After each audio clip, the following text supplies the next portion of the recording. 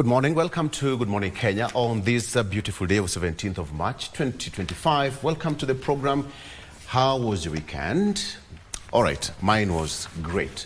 Mine was fantastic. So we are here again doing what we know best on this particular day when Meru is expected to have a new governor after Kawira Mwangaza's ouster was upheld by the High Court. And now Methigia is going to take over as the new county boss.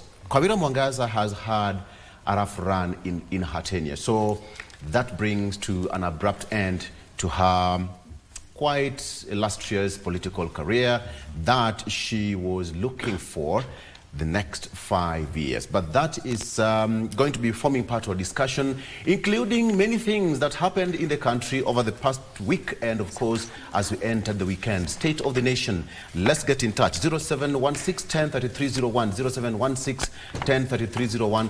Our call lines will be open later on at around 8. Yes, at around 8. So stay with us. My panelist, George Kithi, advocate of the High Court of Kenya, will be here with me. Wafula Mutacho, Ford Kenya chairperson, Trans Nzoia County. Mark Ndingo, who is a politician and a political analyst, as well as Reverend Mark Echakara, governance expert. All of the four men will be here at 7. Why don't we connect at that time? Did you hear that? We did get to hear that. God bless you.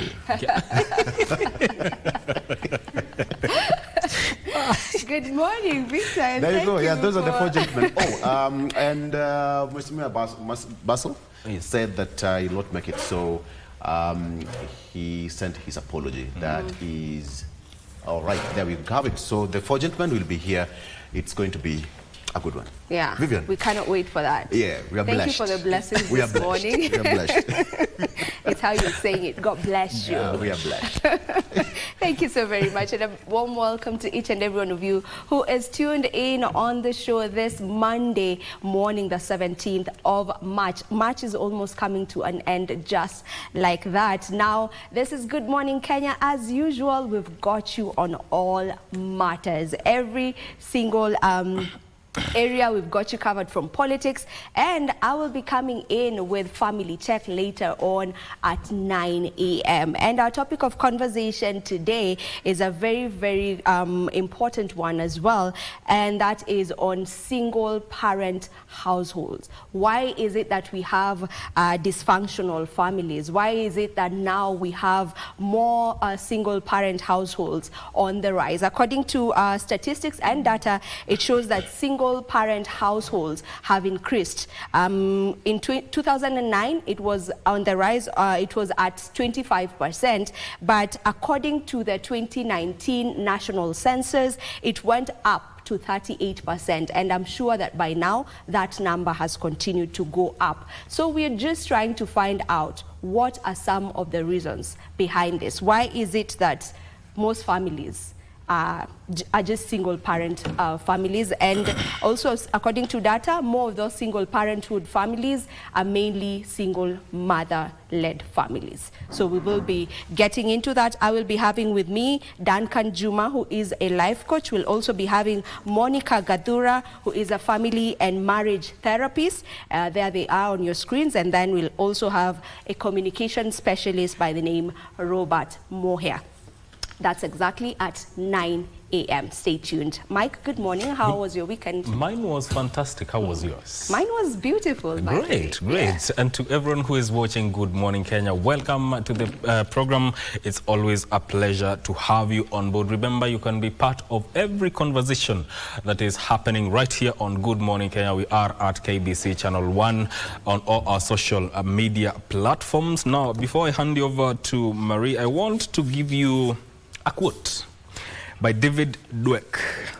Mondays are the start of work week, which offer new beginnings 52 times a year. Mondays are the start of the work week, which offers new beginnings 52 times a year. So take today as a new beginning. My name is Mike Migwe. Welcome to the program. Good morning, Marie, and how are you doing? A very good morning to you, Mike, and to you all joining us from across the country. My name is Marie Yambo, and definitely I'll be bringing you up to speed with matters news.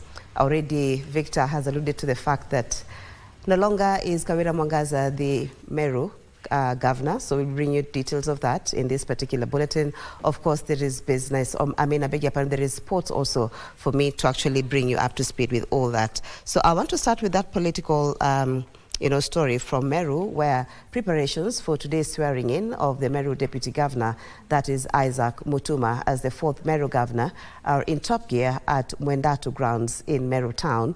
According to the Meru County Secretary, who is also the chairman of the Assumption of Office Committee, Dr. Kiambi Atheru, all is set for today's swearing in ceremony, with event organizers making the final touches. Let's get more with our reporter.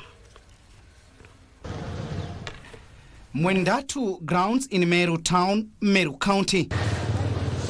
It is all system go as the area residents wait with bated breath to usher in the new county boss. Meru Deputy Governor Isaac Mutuma will ascend to the position following the High Court's ruling that upheld Senate decision on the removal of Kawira Mwangaza from office. Meru County Secretary, who is also the chairman of the Assumption of Office Committee, Dr. Kiambi Atheru, says all is set for the big day. Kesho tuna expect siku itakuwa mzuri, maana ni siku nzuri ambaye tunaenda kuapisha gavana mpya ambaye ni Isaac Mutuma Twethingia Reverend, na tumepanga vizuri. Mipango yote iko sawa sawa. Atheru said the event will start tomorrow at 8:30 a.m. and after swearing in the new governor, who is currently the Deputy Isaac Mutuma, will head to the Meru County government offices where he is expected to address the county staff. Kuanzia saa 4 hapo tuwe tumemalizana na kuapisha mheshimiwa governor, and then from there tutakuwa na programs zingine kidogo maybe by saa 5 saa 6 tunafaa tuwe tumetoka hapa. Usalama umeimarishwa. Ni kama mwenyekiti wa asasi mbalimbali zinazosimamia usalama, tumeweza kujadiliana kuhusu mambo ya magari, jinsi yatakavyoelekezwa, jinsi yatakavyoegezwa, wananchi wenyewe jinsi watakavyolindwa. Meanwhile, the decision made by the former Prime Minister Raila Odinga to work with the Kenya Kwanza administration has continued to elicit mixed reactions from a cross-section of leaders. Machakos Deputy Governor Francis Mwangangi is the latest to weigh in into the matter, saying the move will disenfranchise Kenyans who had hoped that the former Premier will be their voice in keeping the government in check. That is not democracy. And I want to tell the ODM leader, you are killing democracy in Kenya. Kenyans in their own wisdom elected a government and they also elected opposition leaders. Sasa wewe umetoka kwa opposition umeingia kwa serikali, lakini unataka kukwamilia kwa opposition. That is not fair. And less than 2 years to the 2027 general election, the political landscape in the country is undergoing dramatic transformation. The political scene is now marked by rebranded parties, shifting alliances, and high-profile mergers. In some cases, long-standing partnerships are unraveling, with leaders signing pivotal deals and issuing exit notices for once solid alliances. What does this all mean to the voter? Well, these realignments will they lead to real change, or simply political maneuvers to benefit the elite? We dive into the heart of Kenya's evolving political scene, exploring these strategic moves, the motivations, and the deeper implications as the country moves towards its most fiercely contested elections in history. Ben Chumba reports.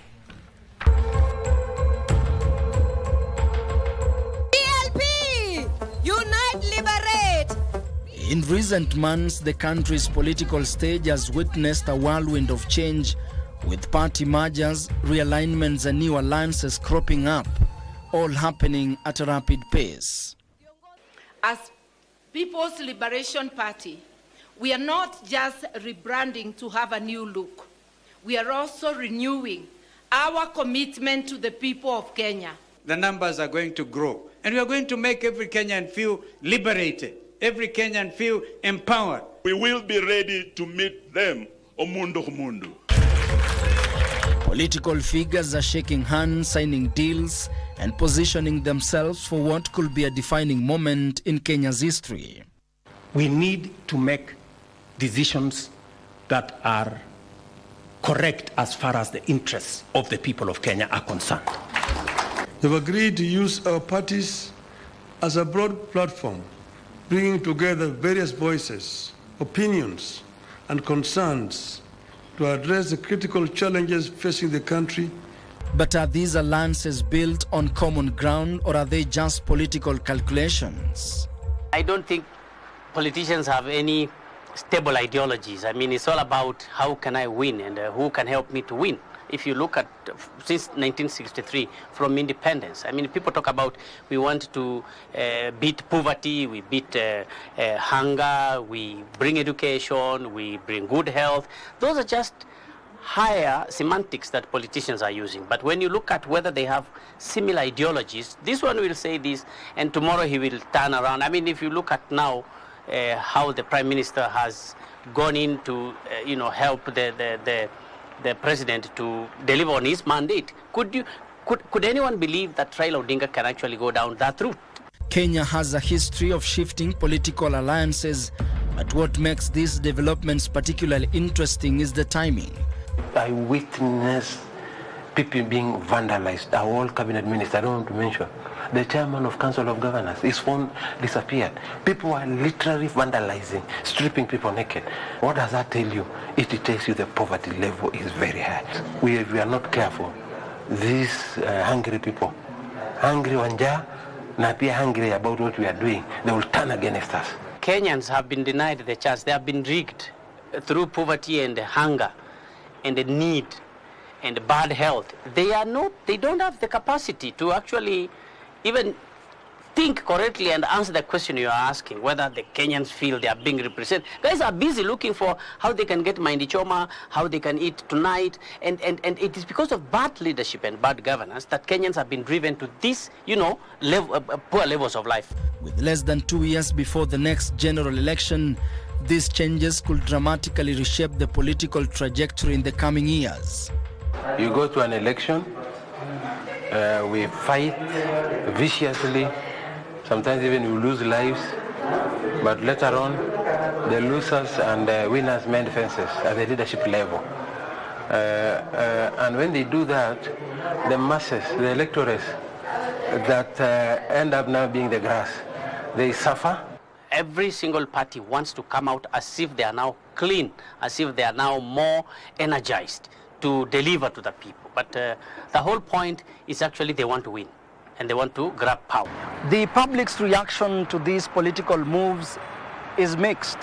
While others are hopeful, others are more skeptical, questioning whether these political alliances will truly benefit the average Kenyan. Kazi yangu ilikuwa inanipea mzuri, napata kitu kama 1,000 ama 1,500. But sahi pesa imeshuka, vitu zikarudi nyuma, vitu zingine zikapanda. Yani sahi imagine unaweza kukubali napata 500. Waangalia ekonomi ya Kenya pale iko. Sawa Chakula mwananchi anaumia. Sawa. Vijana wana kazi. Maisha imepanda milima na kwenda juu. Tuko na shida nyingi sana. Hawa viongozi wanasema mambo wameweza kujipanga mambo ya 2027, mimi naona wanaikosea sana. With the country facing serious challenges including economic inequality, rising unemployment and increasing political demands, the question remains, will these political realignments bring real, lasting change, or is it just another round of political maneuvering? I personally don't have a problem with the alliances. What I want to see is the work in the alliances. For me, I don't trust these alliances. I don't think it's well. I don't think it's possible because they don't work out. In case any kind of alliances of any government that comes on, henceforth it doesn't make a sense. They are the right way to go. If politicians and leaders sit down and agree, make the major points. For example, if you say we want to implement the NADCO, it has been waiting for all the time because the coalitions knew that if we implement NADCO, we will suffer. As the election season approaches, one thing is certain, the story of Kenya's political realignment is far from over.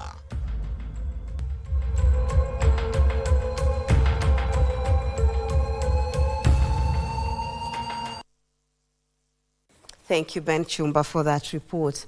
The Anglican Church of Kenya, Nairobi Diocese, has a new bishop. Jonathan Kabiru was officially consecrated and enthroned as the third bishop of the diocese in a colorful ceremony at St. Stephen's Cathedral. The event, presided over by Archbishop Jackson Olesopit, was attended by clergy, faithful and dignitaries, including leaders from both sides of the political divide. Politicians who attended the event were not allowed to speak during the ceremony.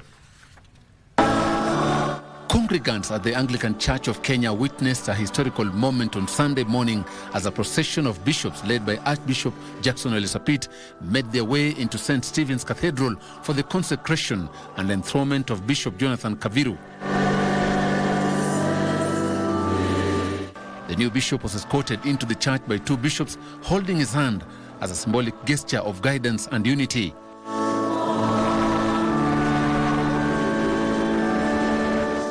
The ceremony featured performances from various choirs before Bishop Kabiru took 3 oaths, including one reaffirming that he will serve faithfully and leave office in 2047 as per church tradition.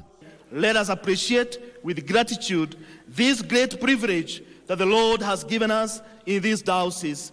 The Lord has given us a great diocese, and to whom much is given, much is required.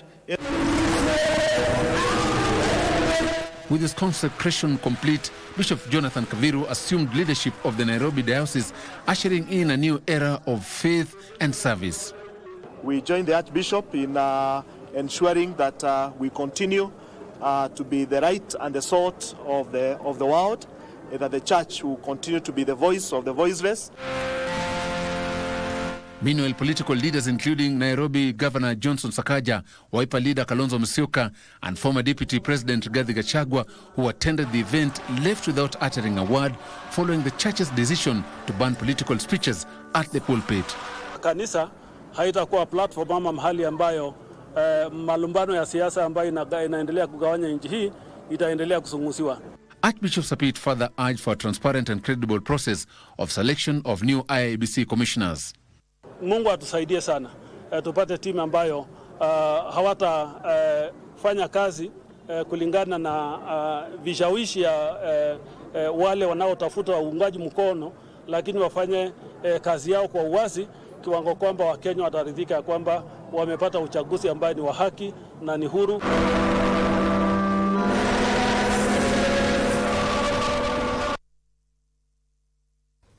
Thank you, Joseph Wakungu. A section of road safety officials has faulted the Kenya National Highways Authority, KENHA, and the National Transport and Safety Authority, NTSA, for allegedly turning a blind eye to the killer road stretch at Selga on the Nakuru-Eldoret Highway, where 14 people perished in a road accident last Friday. The officials have blamed road designers and the negligence of relevant organs, whom they accused of ignoring the killer road stretch. Just 2 days after the country witnessed a fatal road carnage that claimed the lives of 14 people in Salga, Nakuru County, a section of road safety officials toured the area on a fact-finding mission. The officials, most of them drawn from the private sector, say the road section is a death trap, calling for relevant bodies to act swiftly to avoid more deaths. Ifanyiwe permanent demarcation, corrugation ifanywe kama mahali kama blue post. Ile ukuta gari hata ikiingilia ile ukuta inarudi barabarani. So we expect whoever does those reports, let him get the reports, or let's get staff within the bodies who are competent enough to get details and follow through the process, through the authorities and through the structures. According to the Speed Governors chairperson Edward Gitonga, the road designers did a shoddy job, accusing them of ignoring the killer road stretch. Hizi za lori zisipopelekwa inspection, hizi janga tutaziona leo, kesho na kesho kutwa. Inspectors lazima waajibike. Hizi lori zitamaliza watu wetu. Pahali popote ajali inapatikana, ni lazima lori iwe involved. We have talked about these lorries, and for sure, I want to tell you, this lorry never went for inspection. This lorry just sent money, and it was given an okay. And the way that accident happened, this lorry, after hitting the bump, because it has never gone for inspection, the driver lost control. They noted that in less than 3 months, more than 30 people have lost their lives and many more suffered grievous injuries at the Salgaa stretch on the Nakuru-Eldoret highway. I would like even the president of this country to realize that we have lost so many people 6 years down the line while we keep on complaining. The road safety officials noted the road where the accident occurred is narrow and sandwiched between a concrete wall and a huge gully. Pale barabara ni nyembamba sana. Tagu hii watu watuwekee hii tunaona demarcation blocks, which of course kwangu it is poor workmanship.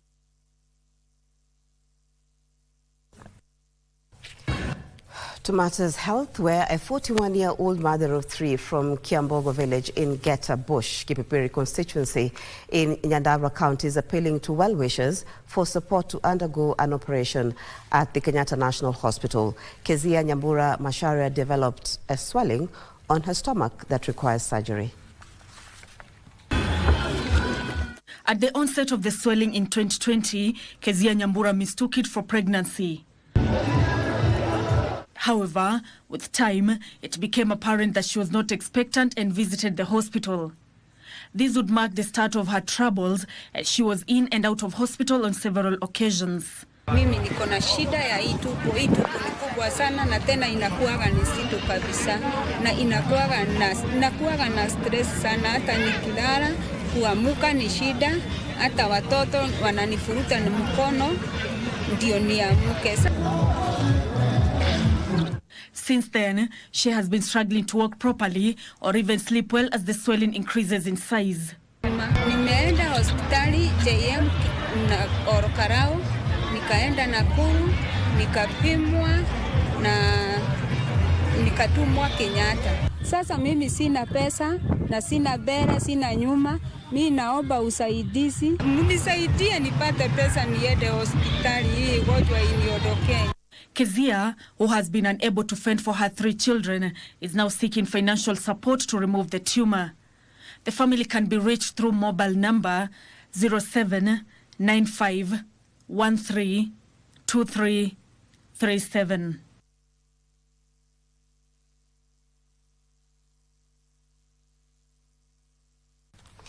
A look at sports now, where the national under-17 women's soccer team Junior Starlets progressed to the 3rd round of the 2025 FIFA under-17 Women's World Cup qualifiers after defeating Uganda 3-0 during the return leg. Second round clash played on Sunday at Nyayo National Stadium, that is in Nairobi. Kenya advanced to the final round of qualifiers with an aggregate score of 5-0 after winning the first leg 2-0 in Kampala a week ago. Patience Asiko fired Kenya into the lead after 5 minutes, while Brenda Cheng added a second half brace to hand Kenya the emphatic win. Kenya will now face Cameroon on the 18th of April in the first leg qualifier before travelling to the Central African nation for the return leg a week later. The winner of the 2-leg will qualify for the 2025 final scheduled 17th October to the 8th of November in Morocco. Kenya is attempting to qualify for the 2nd consecutive World Cup after the debut last year in Dominican Republic. Played our away match. There were some gaps and we had to fill them in training. And also we had our best players who were not able to compete physically, but once we got someone like Asiko who could hold the ball for the rest to join in, and then it made the team comfortable in attack, and then we got our first goal immediately. Tuko happy because tumepata ushindi tena, na kwa kampu pia tumekuwa motivated vizuri. Coach amekuwa akitu encourage, technical bench imekuwa kituambia tunaweza make it, na pia sisi tulijua kweli kama away tulipata win, home ni possible because tuko na fans, tuko home, na tulijua itakuwa easy. So I'm also happy because tuko ready next to face Cameroon. Kinto anaitaka Charity, goalkeeper na unyaka la fanatu. Well, that's where we bring the news to a close. Thank you so much, as always, for your company. My name is Mariambo, and I wish you a blessed week. My colleague Victor Lo is up next with Eye on Politics.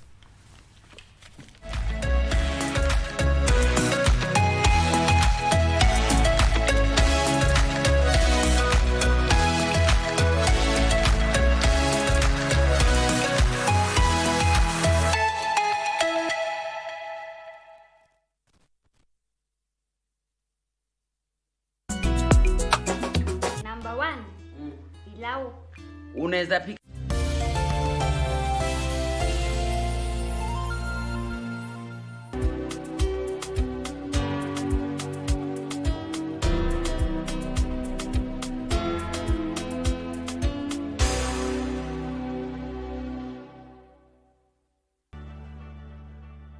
Are you a talented artist? Or are you passionate about a topic you want to discuss? But money can be very hard to find for an upcoming artist. Don't worry, Studio Mashinani has got your back.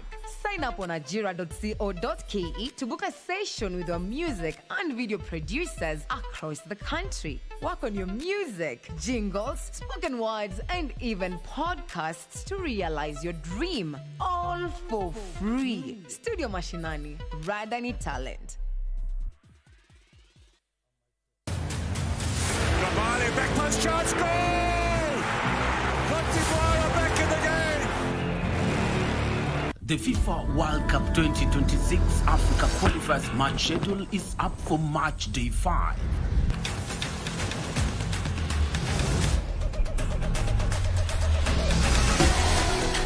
In Group F, the Gambia will host Harambee Stars on Thursday, the 20th of March from 10 p.m.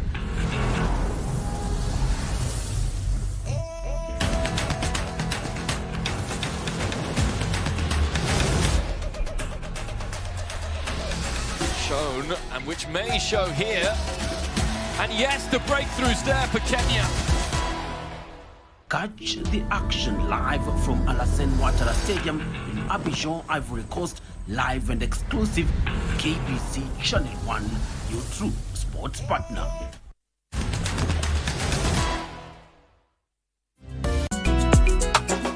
Number 1, pilau. unaweza pika vizuri. Pilau najua tu nikiwa na kundigala ya mbulauni. Sasa unajeka nini? Kwa gani tunaenda nalo? Nataka twende ama utaki twende? Wakati huu tumefuturu. Ni njaa tu imeniingiza. Mimi sitaki kukula. Wacha kubana nisikie kukotandika. Big man. Wacha kunisoea, unasikia? Kuvaa tu kitu kama hii nafikiria mimi ni pia ni wale kumsala. Umendisira kabisa. Bwana hata nakurutisia shukrani kwa sababu ulipoenda pale Goligota utamekocha mbele zako ukielekea Goligota. Hapo mlipofika ni hapo. Weka hiyo sinia chini. Mimi ni cheke wa Kirinyaga parish. Si lazima mjifanye Waislamu. Kenya's livestock sector is on the move, but has it progressed in the last 2.5 years or just grazed the surface? Farmers are battling drought, disease, and shrinking markets. Will livestock insurance policies and new vaccines inject fresh hope? It is a process, and we will be doing this process annually for about 3 years ndio tuhakikishe tumepata ile herd immunity ambao tunataka. Find out on Tuesday at 9 p.m. on KBC Channel 1 as we speak to Principal Secretary Livestock Jonathan Mweke. This shifts. Kamali, back post chance, goal! Cote d'Ivoire are back in the game! The FIFA World Cup 2026 Africa qualifiers match schedule is up for match day 5.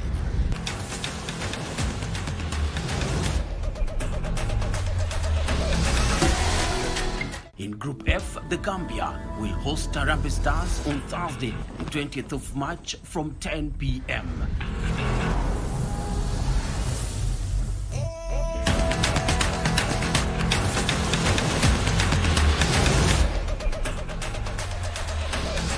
Shown, and which may show here. And yes, the breakthrough's there for Kenya. Catch the action live from Alassane Ouattara Stadium in Abidjan, Ivory Coast, live and exclusive. KBC Channel 1, your true sports partner.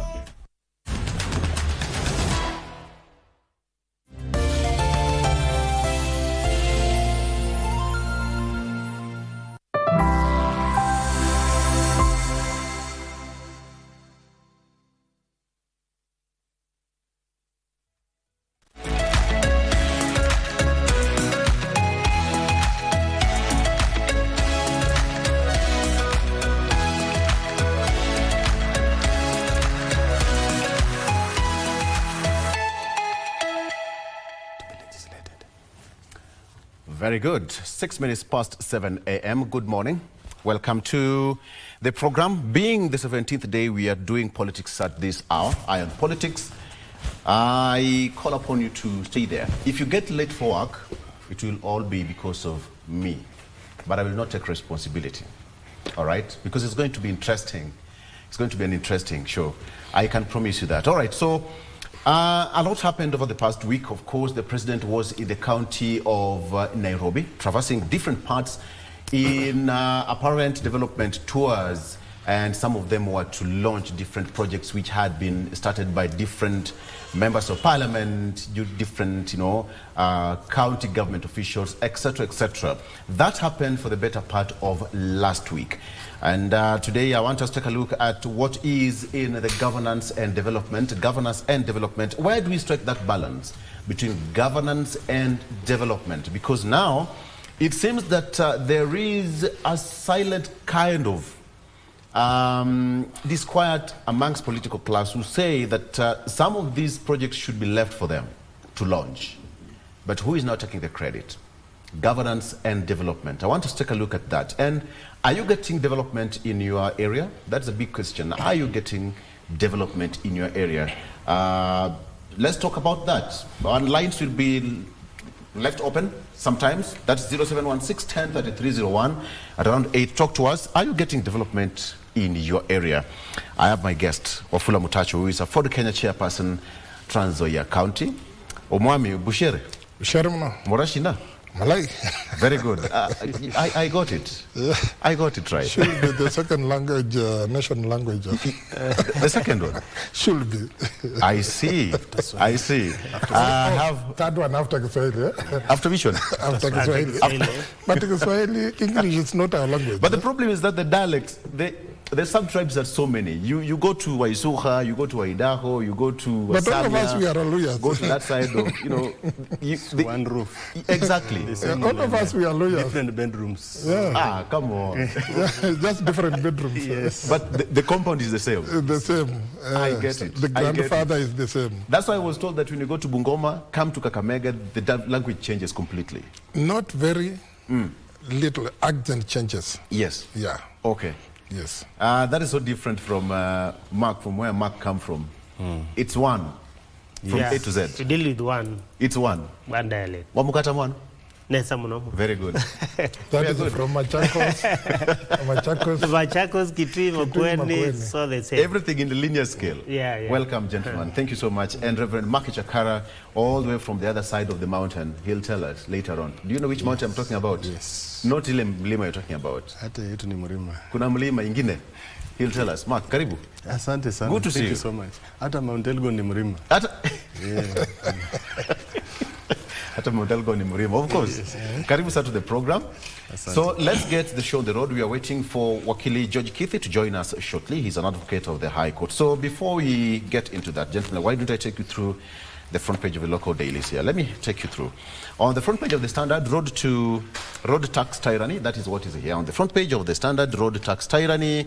Cabinet last week approved the construction of the Rironi-Mau Summit Highway, which is, many people would say that is way long overdue.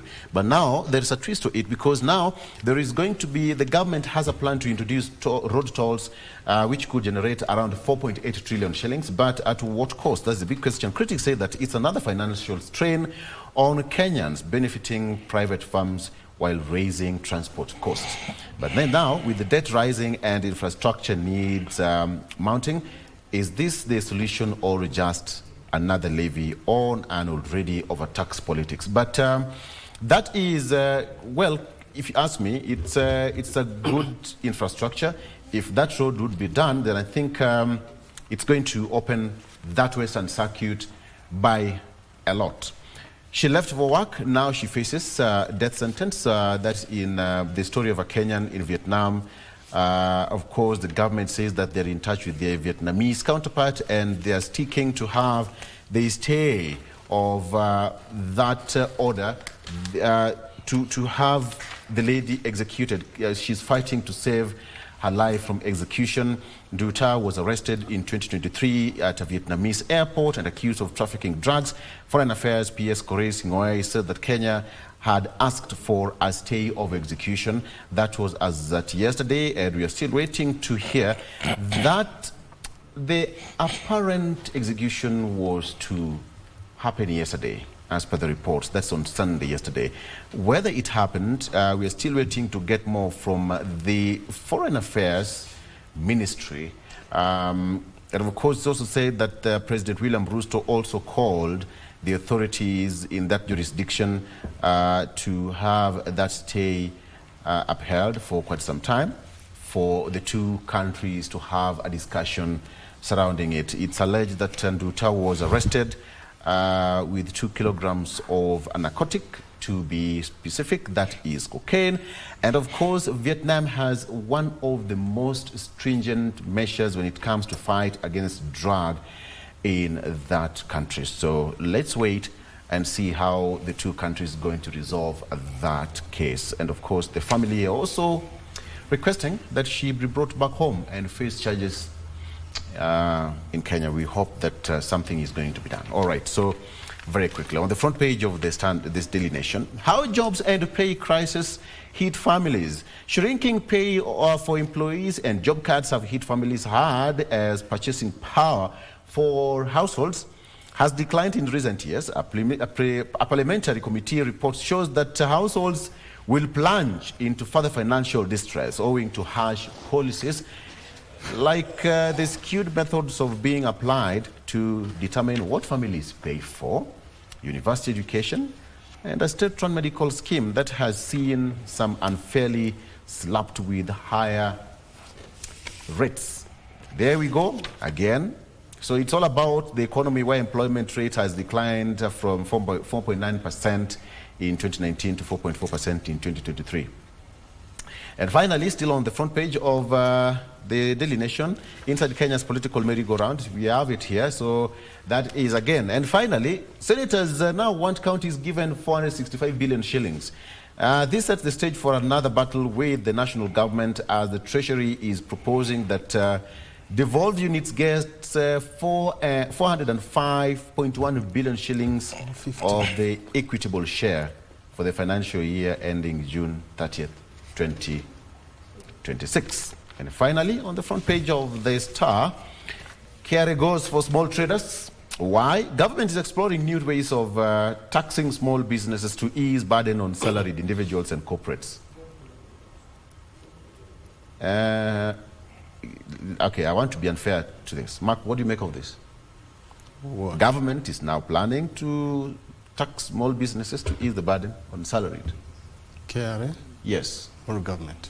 Government. Of course. KRA's government. KRA. They're going for small traders to ease that burden on salaried individuals and corporates. Well, I think for very long it's a conversation. It's been an ongoing conversation. The people with pay slips have really carried this nation on their shoulders for the longest time possible. Yeah. And those who are not in the formal money-making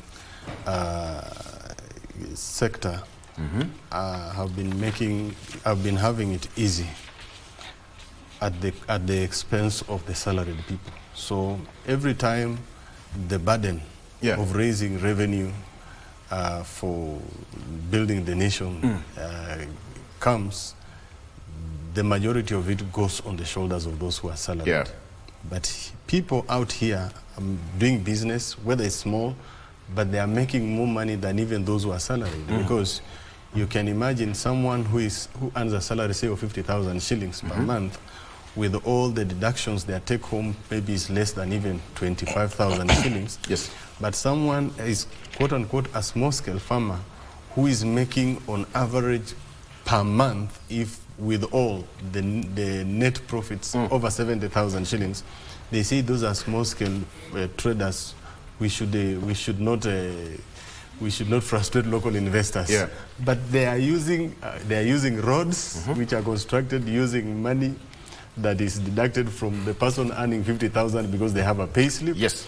So I think it's a bit unfair. I think every person must take pride in in the fact that they are participating and taking part in nation building. Okay. Yes. All right. So now that you're still on, let me ask you, what really stood out for you in the past 1 week? A lot happened in the country. Of course, all of you are going to tell me what really stood out for you in the past 1 week. What can you just look back as we start new week? What really stood out? What was so interesting in this country that perhaps you can comment on? Well, everything that happened the past week is a product. The most interesting is what played out in our political scene. Yes. The pact between UDA and ODM. And so everything else that has happened thereafter is as can be traced to those two signatures between President William Ruto and the Right Honorable Raila Amolo Odinga. So I believe that those two signatures are going to shape the national discourse for the next foreseeable future, especially as far as our politics is concerned. All right, Mark, what really stood out for you last week? Yeah, I think last week was a week of many things. The first one being the MOU between the president and the ODM leader. And also, it was a continuation of what has been happening. A week full of politics, because we saw the president moving around the city on a development tour, which if you look at what was happening, it wasn't a development tour, it was a campaign, because everywhere it was a talk of the coming elections. So I think we are continuing to see more politics and politics as the week goes on. Yeah. Okay. Wafula, what really stood out for you last week? Last week, Victor, it was a good one for me, especially on the decision of Archbishop Ole Sapit. Yes, to come up strongly and defend the church. For the last few years, we politicians, we've been using the church as a place of politics. We get the free gathering, then we start politicizing. And Ole Sapit has set up a clear indication that we should not allow, we respect pulpit. We are Christians, even Muslims. They don't do that. You go to mosque, you ask Muslims. They don't allow politics in the mosque. Yeah, you cannot go there and start putting up some political narratives and whatever. So Ole Sapit has shown up the way, and I urge even other entities of church, Catholic, turn up the same, so that we can change this country. Victor, after election, we have been in campaign mode all throughout. And for that, we cannot do any development as a country. So most of us politicians, we get a free gathering through the church. So we are fond of going to the church in the name, in quote, that we are going to pray. But no, we want to get that gathering so that we do our politics. So Ole Sapit has done it, and I just want to congratulate him. That was my week. Okay. Wakili Judge Kithi, welcome to Good Morning Kenya. Good morning. Karibu sana. Asante. You had a great weekend. I think I did. What do you mean you think you did? This is Kenya. Until you are sure, you're never sure. You're never sure of yourself. That's akin to saying, Niko tu. Okay. Karibu sana. Asante sana. What stood out for you the last 1 week? Well, it was a week of mixed gains and losses here and there. But what stood out for me was that this is the advent of the campaign period. Yes. I think factually, although that will be denied time over, is that the president has started his campaigns, probably to prepare himself and consolidate what is already available. Obviously, that's the direction that he's probably communicating to the country on account of how he's organizing himself. That obviously will be read or misread, whichever way one looks at it. The other issue also that stands out is the fact that the president hasn't stopped making promises, even to the tail end of his term, because we've started the tail end now on a downside. You see, the aeroplane will ascend, and that's the hope that people usually have when a new regime is coming in. Obviously, it's characterized by hope. Then there's the equilibrium, the social equilibrium that is ordinarily reached. That's the time when people should be developing. Then the downside is now you have to account for your period. You must say what you did, what you promised, whether you fulfill the promises, and whether the public is satisfied with what you did. And I think we are descending very fast to the landing. At the landing is where now we have to commit our elections and say whether we want the person to continue or not. And that's obviously a scale that is supposedly by the by the people themselves to cast their vote in a universal suffrage. But more importantly is that we want to see the face of IEBC being put into place, because there are many gaps that are still available. One, we are towards the tail end, and we have had places that have no representation whatsoever up to now. We are already late. There are certain things we can do, like the revision of boundaries, a delineation, fresh delineation of boundaries, so on. So by law, we're already late. We can't even go there. And that is because of our indiscipline in our politics. Like my good friend has said, politics seems to be the best available economic, I will call it the economic activity that is done. You see, because it's easy, and everybody seems to go for it. For instance, at Mashinani, whoever comes to the rally, obviously, when it's not during campaign period, you mobilize. Even those people you see in the streets when the president goes around are mobilized. Mobilized using an economy of sorts, using money. So the economy of, the money economy in this country is big, and it is always being waited for, because there are people obviously who will buy vehicles and build houses using the economy of politics.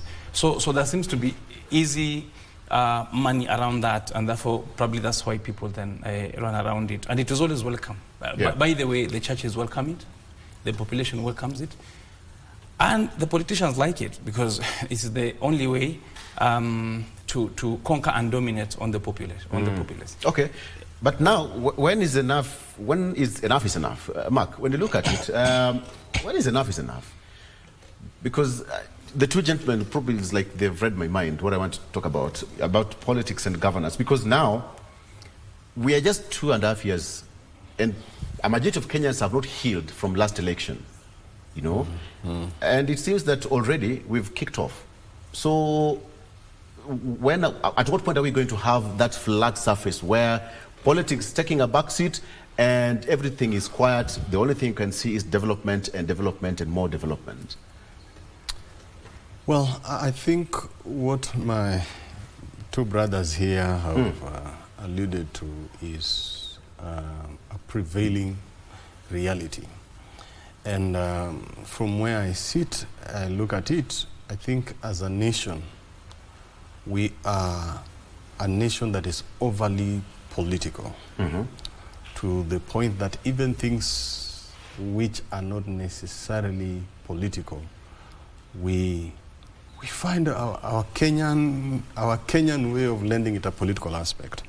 So basically we find like we eat, we sleep, we drink, we dream politics, to the point that now we cannot differentiate between the clear differences in seasons and what is required, and the people themselves on the ground to appreciate that.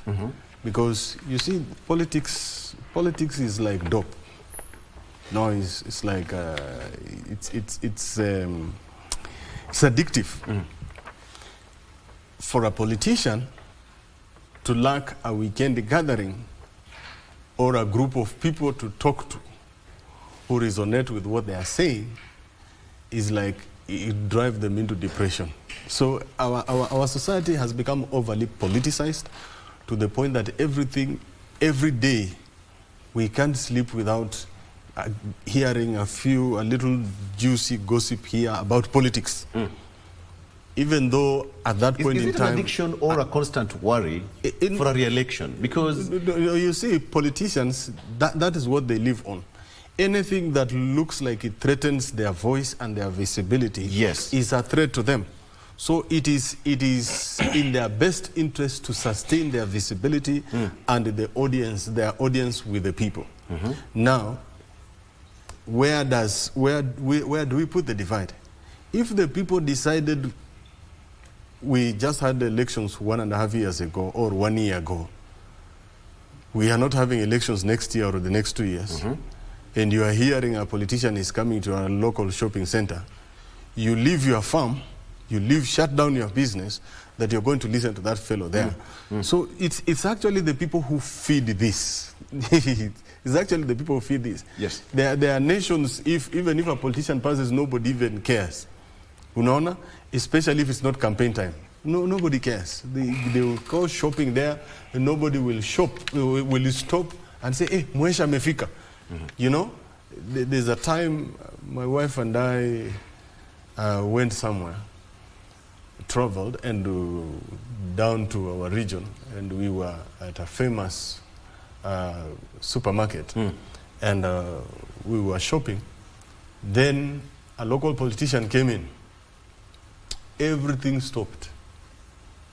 Everybody was helping Mwesh push trolley. Mwesh. Now, and it was just 1 year after elections.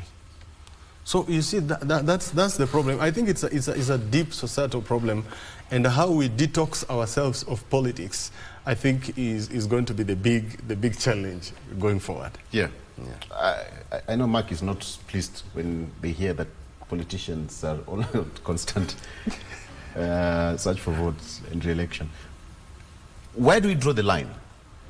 Because it seems Wanjiku is the one struggling at the end of it all. We saw what happened in Nairobi last week when the president had his 5-day tour.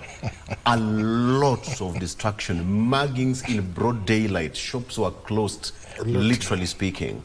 We'll get to that shortly, but then where do we draw the line then? I think the problem with our society is our own making. And I'll put this in leadership. I think there is lack of leadership in our governance system. Because whenever you find a politician feeling insecure and he feels that the coming elections might not favor him, you'll find in a situation like that, somebody will want to continue politicking so that he can secure his election in the coming elections. And I think also it has also a problem to do with our values, because the kind of leaders we get are not servant leaders. Somebody is elected to not necessarily to lead or to give leadership to the people, but we find many times we are electing people who go for elections for selfish needs. One, you find that every now and then we get leaders who just go there to eat and not to serve the Mwananchi. And that's why you see every time we have people campaigning. There's also another issue I find in our society. If many times our elections are determined by who is at the top, and if you find a president who wants to move around campaigning, then what do you expect from other leaders? You will find even down from the MCA to the MP to the governor, you'll have set the record, and everybody will be wanting to to campaign. Okay. So I think also we need also to have some. I want us to do some decency. Yeah. Wafula is signaling me here that he wants some tea. With sugar. With sugar. Without sugar. Of course, we know where he comes from. I want, yes? Grow sugar.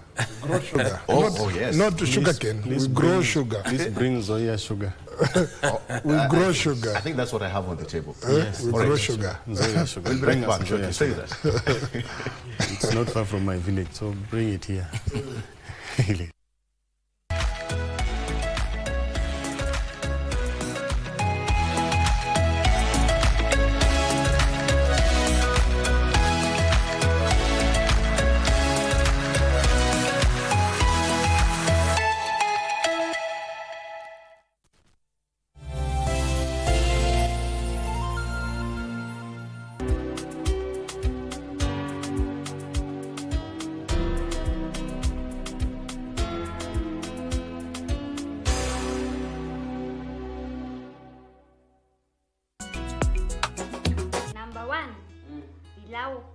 Unaweza pika vizuri? Pilau najua tu nikiwa na kundigala ya pilau. Sasa unajieka nini? Kwa gani tunaenda nalo? Nataka twende ama utaki twende? Wakati huu tumefuturu. Ni njaa tu imeniingiza. Mimi sitaki kukula. Wacha kubana nisikie kukotandika. Big man. Wacha kunisoea, unasikia? Kuvaa tu kitu kama hii na unafikiria mimi ni pia ni wale kumsala. Umendisira kabisa. Bwana hata nakurutisia shukrani kwa sababu ulipoenda pale Goligota utamekocha mbele zako ukielekea Goligota. Hapo mlipofika ni hapo. Weka hiyo sinia chini. Mimi ni cheke wa Kirinyaga parish.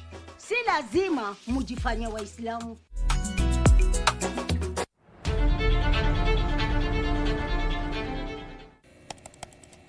Technology has become a crucial part of our society. Without technological advancements, so much of our everyday lives would be drastically different. As technology develops, it strives to fulfill the changing needs of society. This means that technology exists to help us achieve the things that we wouldn't be able to achieve without it. Take on Tech looks at the advantages and downside of technological innovation in a world that is becoming increasingly dependent on new digital technologies. Every Monday at 10:30 p.m.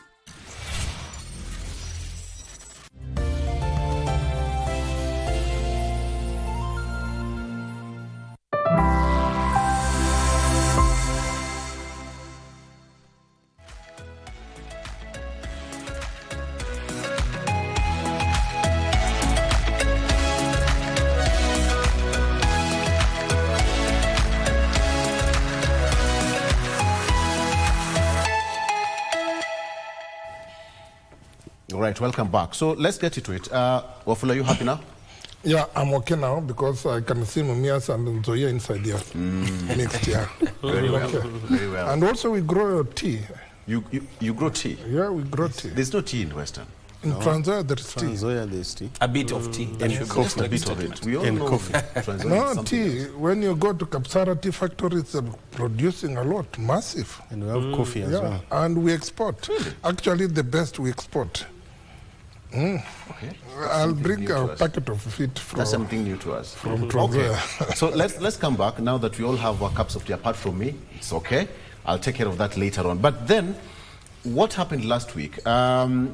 Just also give you time to also get into it. So where do we draw the line between governance and development? Because it seems that Wanjiku is not going to have that time to rest. When you heard what Honorable Odinga said over the weekend in Manzoni, he said there comes a time when everything should just calm down, politically speaking. And, you know, politicians to go back to their corner and deliver to Kenyans. Then when the right time comes, it will be the turn of Kenyans now to make a decision. But it seems that is not what's on the paper. Yeah, you know, Victor, Raila has been in this field for quite some time. Now, when he has seen that that point that continuous politicizing is costing this country, because previously, when he was opposing to Moi, he made Moi on campaign mode throughout.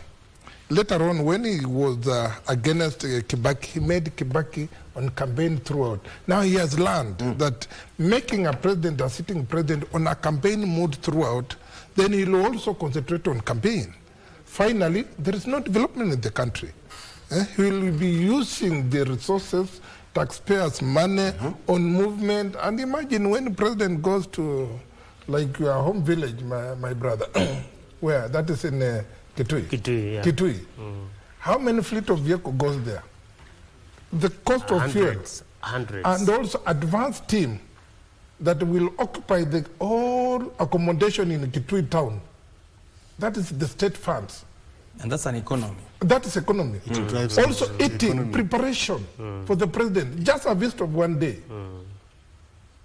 It's massive. If you take that money, 3 visits can build at least 10 kilometers of tarmac road.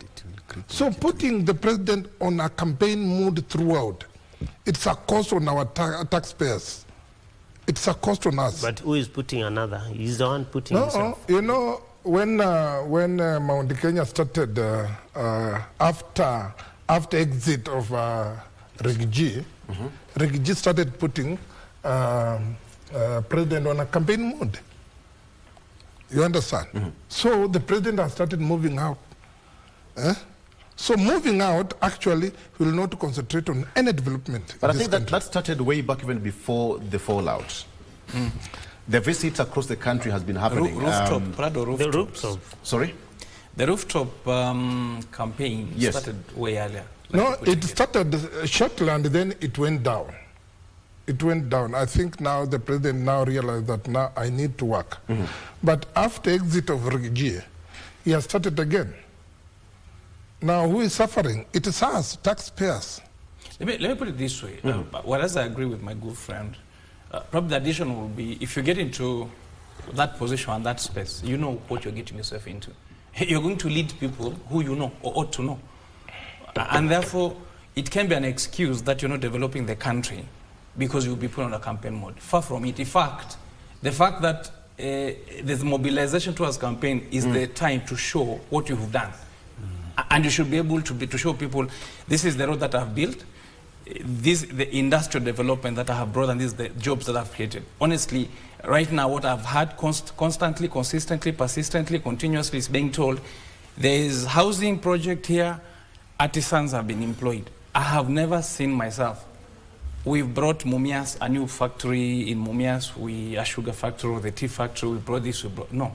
Number two, you see, an issue of development is an issue of fact. So it's not a perception. We have to see. We have to feel. The economy is felt. It's, of course, we're not Kenyans are not economic analysts, so that they sit down and look at the demographics and look at the patterns and look at the figures. No, but they feel it. They'll complain because they feel it. The price of unga will be felt. The price of this will be felt. The cost of living is felt. In fact, the complaint is on account of the actual evidence of feeling of Kenyans if they are complaining. But let me put it this way, just probably to rationalize this discussion, will be that the general influence the specific. So the general population of Kenya will influence the results, meaning the resultant effect of an election, that is the leadership. So the leaders that we have are certainly from the general public. So the behavior of the public is what eventually then we get as a result. But again, the specific, I mean, the result mirrors the general, and that's probably the other argument to it. Meaning, therefore, if and I'm sorry to use this argument, but I have to use it. If there are cows, the one cow removed from a herd of cows remains a cow. If there are angels, one angel removed from a group of angels remains an angel. And these leaders are therefore Kenyans. The indiscipline in that leadership is a Kenyan indiscipline. And therefore, the campaign political, constant political, political and bickering and everything in this in Kenya is what Kenyans really are. Like I've said, there's a whole economy in politics. But again, the constitution is an inserting factor that defines leadership, the value of leadership, and also separates citizens and leaders. It separates. It distills, in fact, the behavior of a leader or a leader politician, if I have to call him that way, vis-a-vis the Kenyan. If you get into leadership, then you succumb and submit yourself into the delineation of Article 10 of the Constitution. Integrity, accountability, and all that we need to measure. And all governance issues. And therefore, like I've said, a cow of the general, the specific remains a cow, but you have a higher calling. So you can therefore blame yourself because you came out of a herd of cows. You must be different, meaning you have to either be different or behave differently, or even pretend to be different. Yes. In a sense, therefore, if you choose to develop or to show cause on development, you definitely must show cause on development. But do you think Kenyans understand the difference between politics and governance? All of you? There's a thin line, and let me just because it seems that's where politicians take advantage. No, it's not an advantage. It's not so. It's not taking an advantage. Isn't politics part of oversight? Isn't it part of oversight? Because Kenyans then are said to be politicking throughout, but what are we politicking? Look at the Gen Z's argument, for instance. What are they asking? It's part of politics, yes, but they're asking for accountability.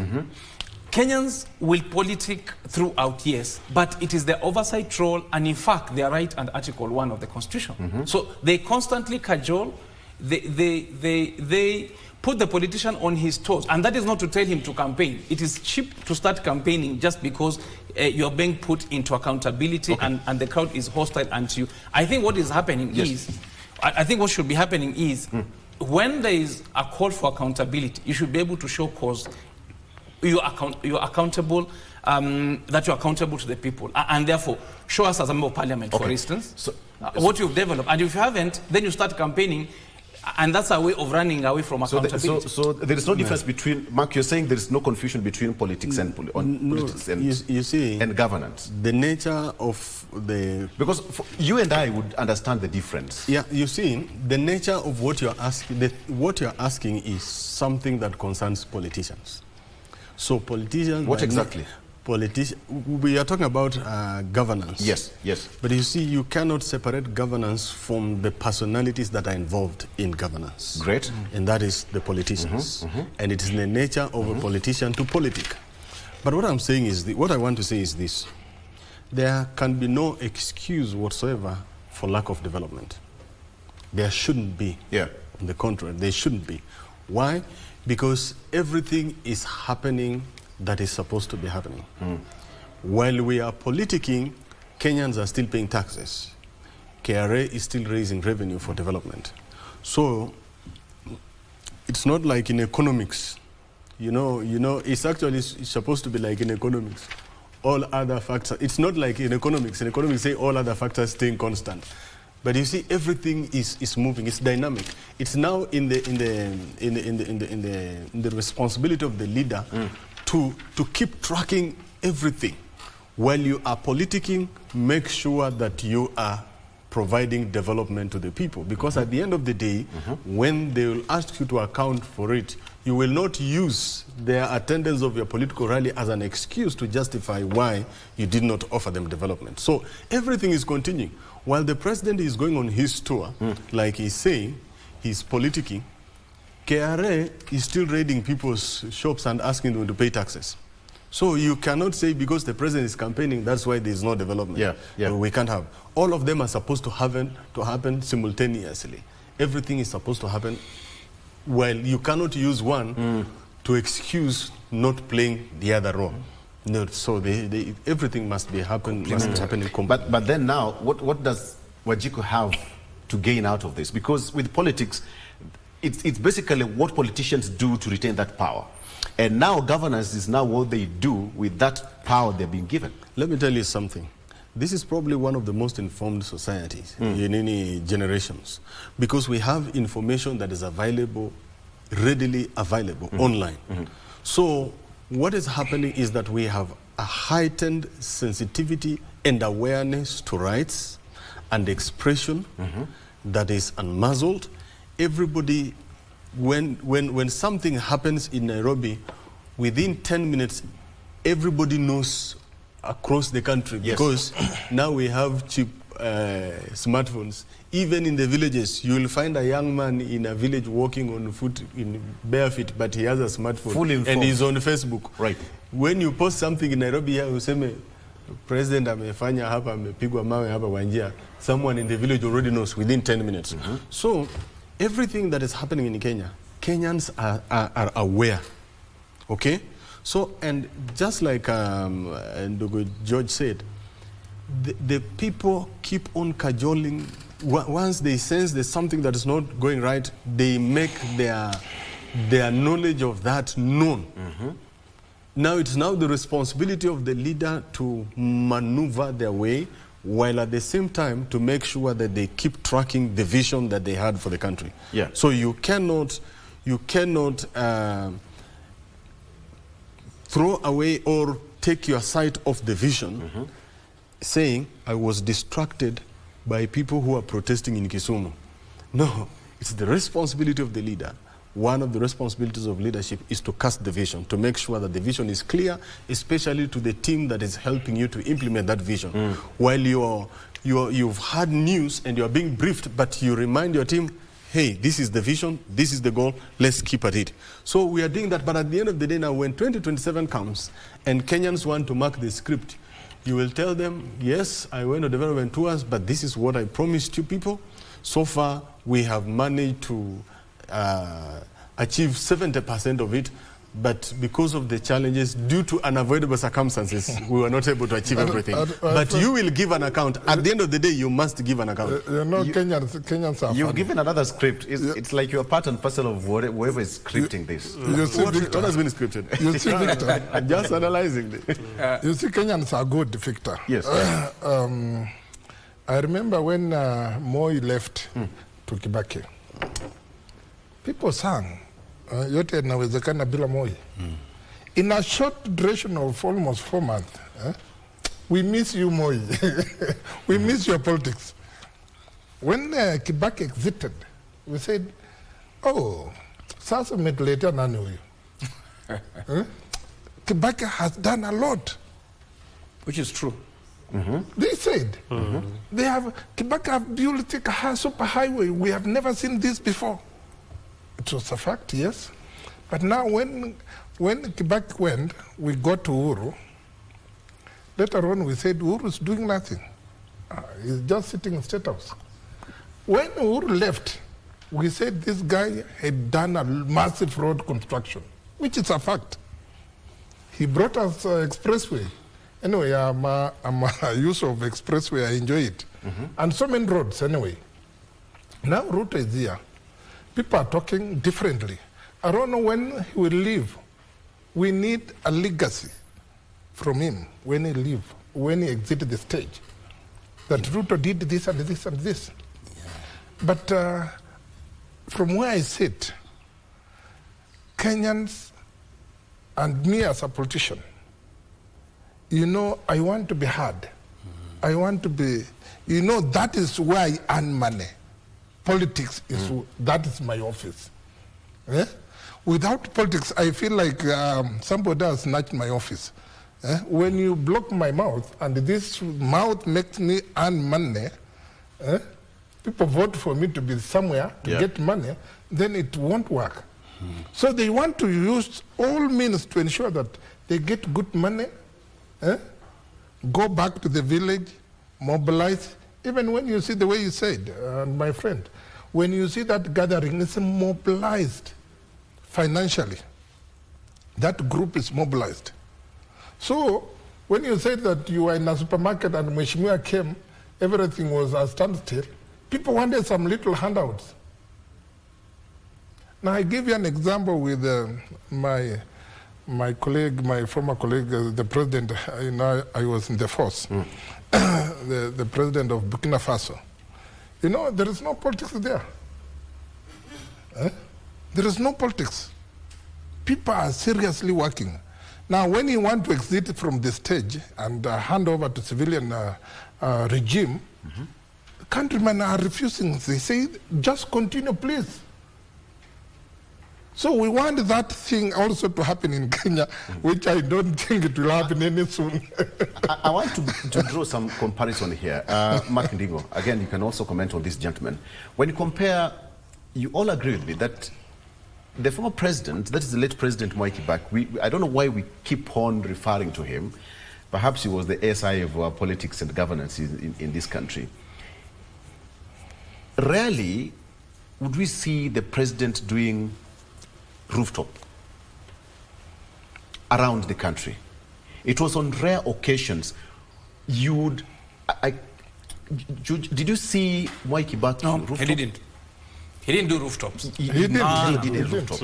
In fact, he ignored politicians for the longest. Right. He was a politician, but he ignored a lot of So people. how do we, yes, I know all politicians have their own, style of doing things, but we still talk about President Mwai Kibaki posthumously, what he did, and it's going to happen for the longest time. Let's talk about free primary education. We are talking about it to date.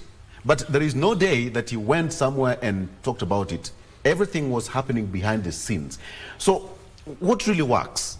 What really works, Mark? I mean, just a moment on that one. Yeah. Last time when I was here, Victor, I said this, that it is time the advisors of the president to advise him to stop rooftop speeches campaign.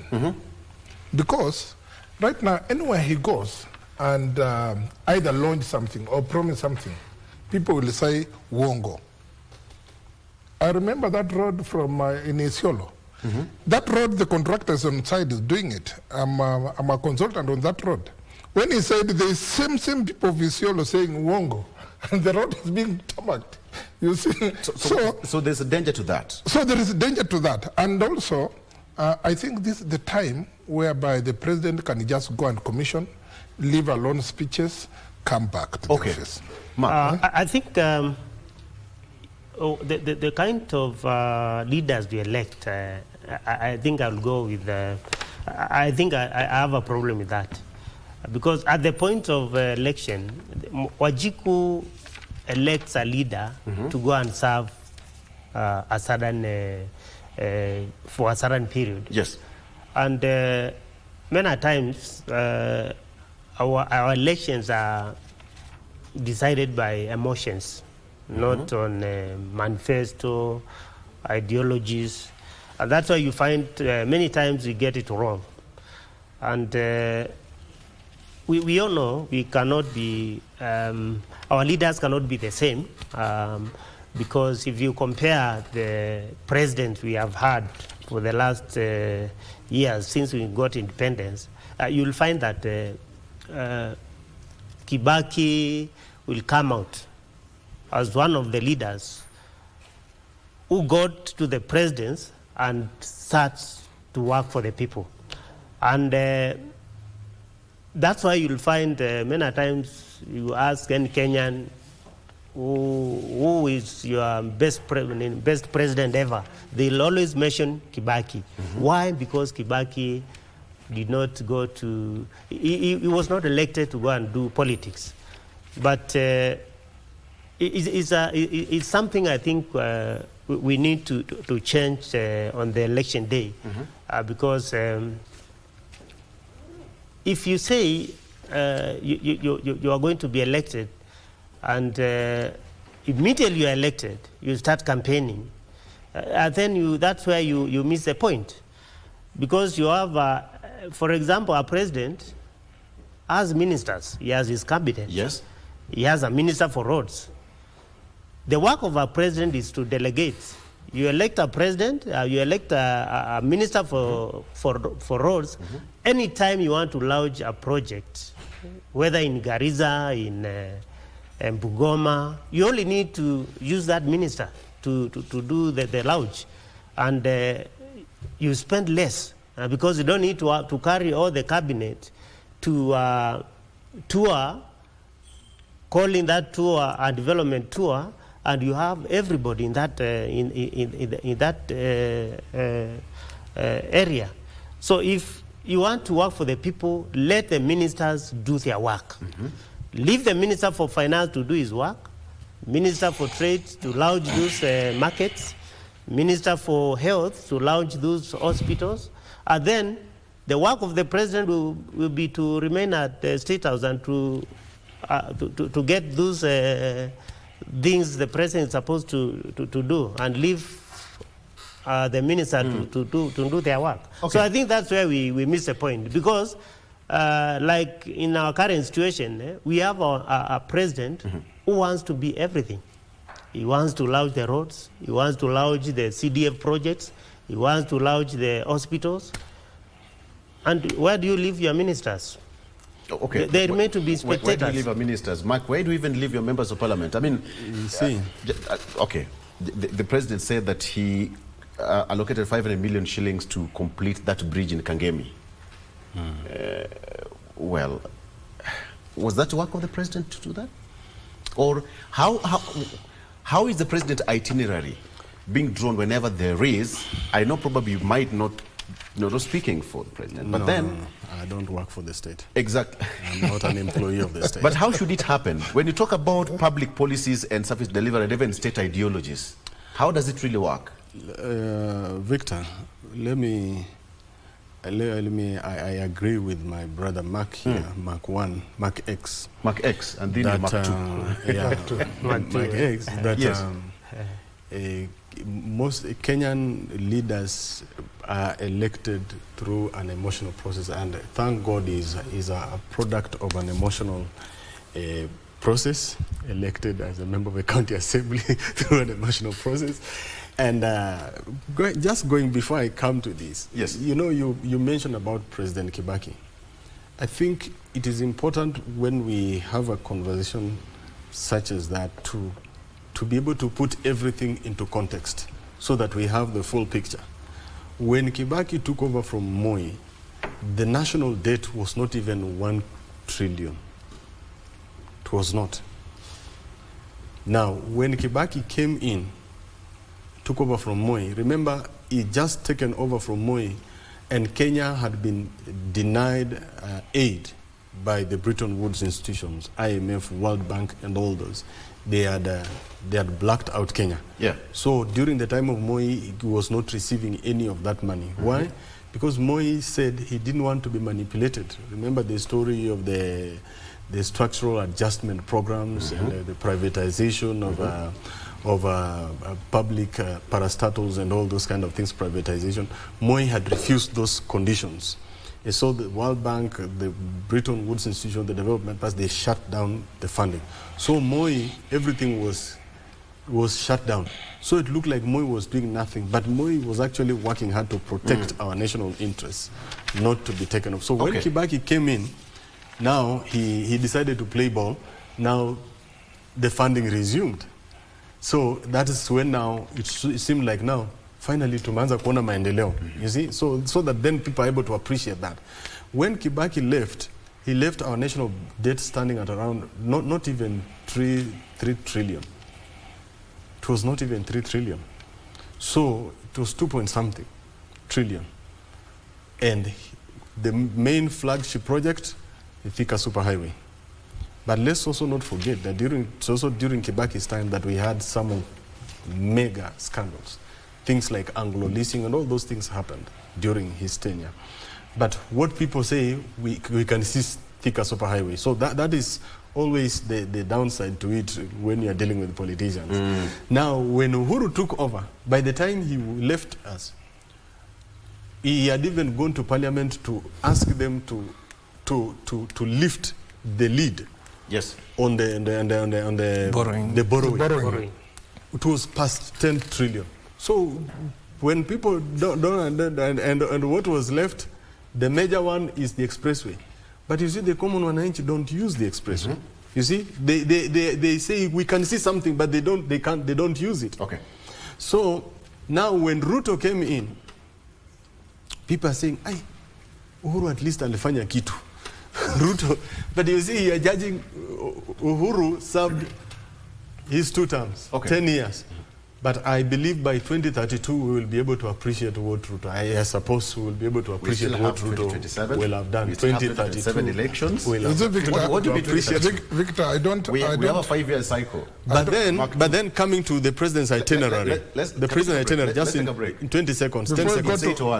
Before to break. Let's take a quick one, and then when you come back, I'm still going to give you more time. The itinerary still. I want to say something exactly. on itinerary. Our numbers are on 0716 103301.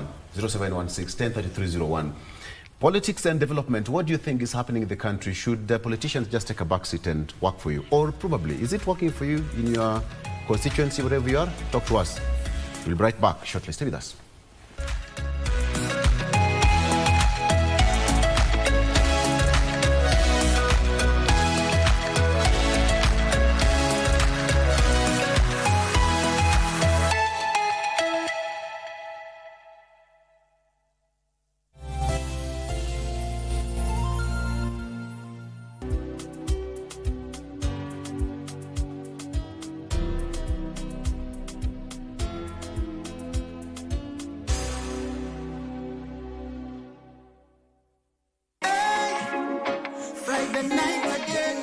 Greetings in the name of the Most High Jah Rastafari. My good name is Marley Moses, the positive warrior, alongside... Yes, sir, DJ D-Rage, the baddest. Each and every Wednesday from 10 p.m. on KBC Channel 1 TV. Tunakuletea the biggest reggae party in 254 in a yard extra. Extra niceness of reggae music. Extra dose of entertainment. When the thing is nice, we have to do it twice.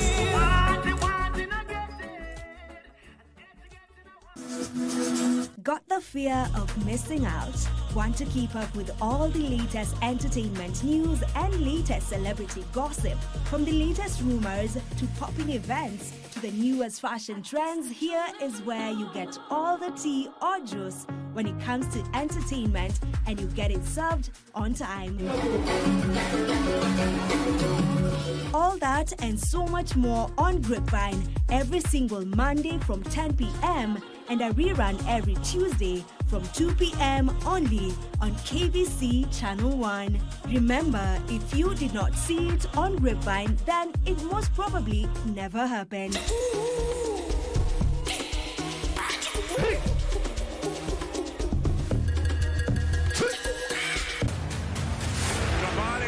Chance goal!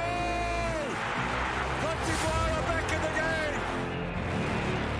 The FIFA World Cup 2026 Africa qualifiers match schedule is up for match day 5.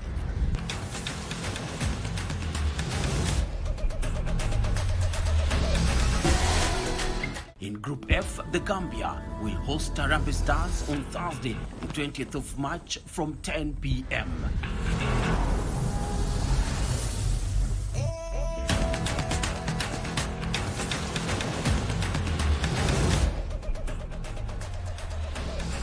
Shown, and which may show here. And yes, the breakthrough's there for Kenya. Catch the action live from Alassane Ouattara Stadium in Abidjan, Ivory Coast, live and exclusive. KBC Channel 1, your true sports partner.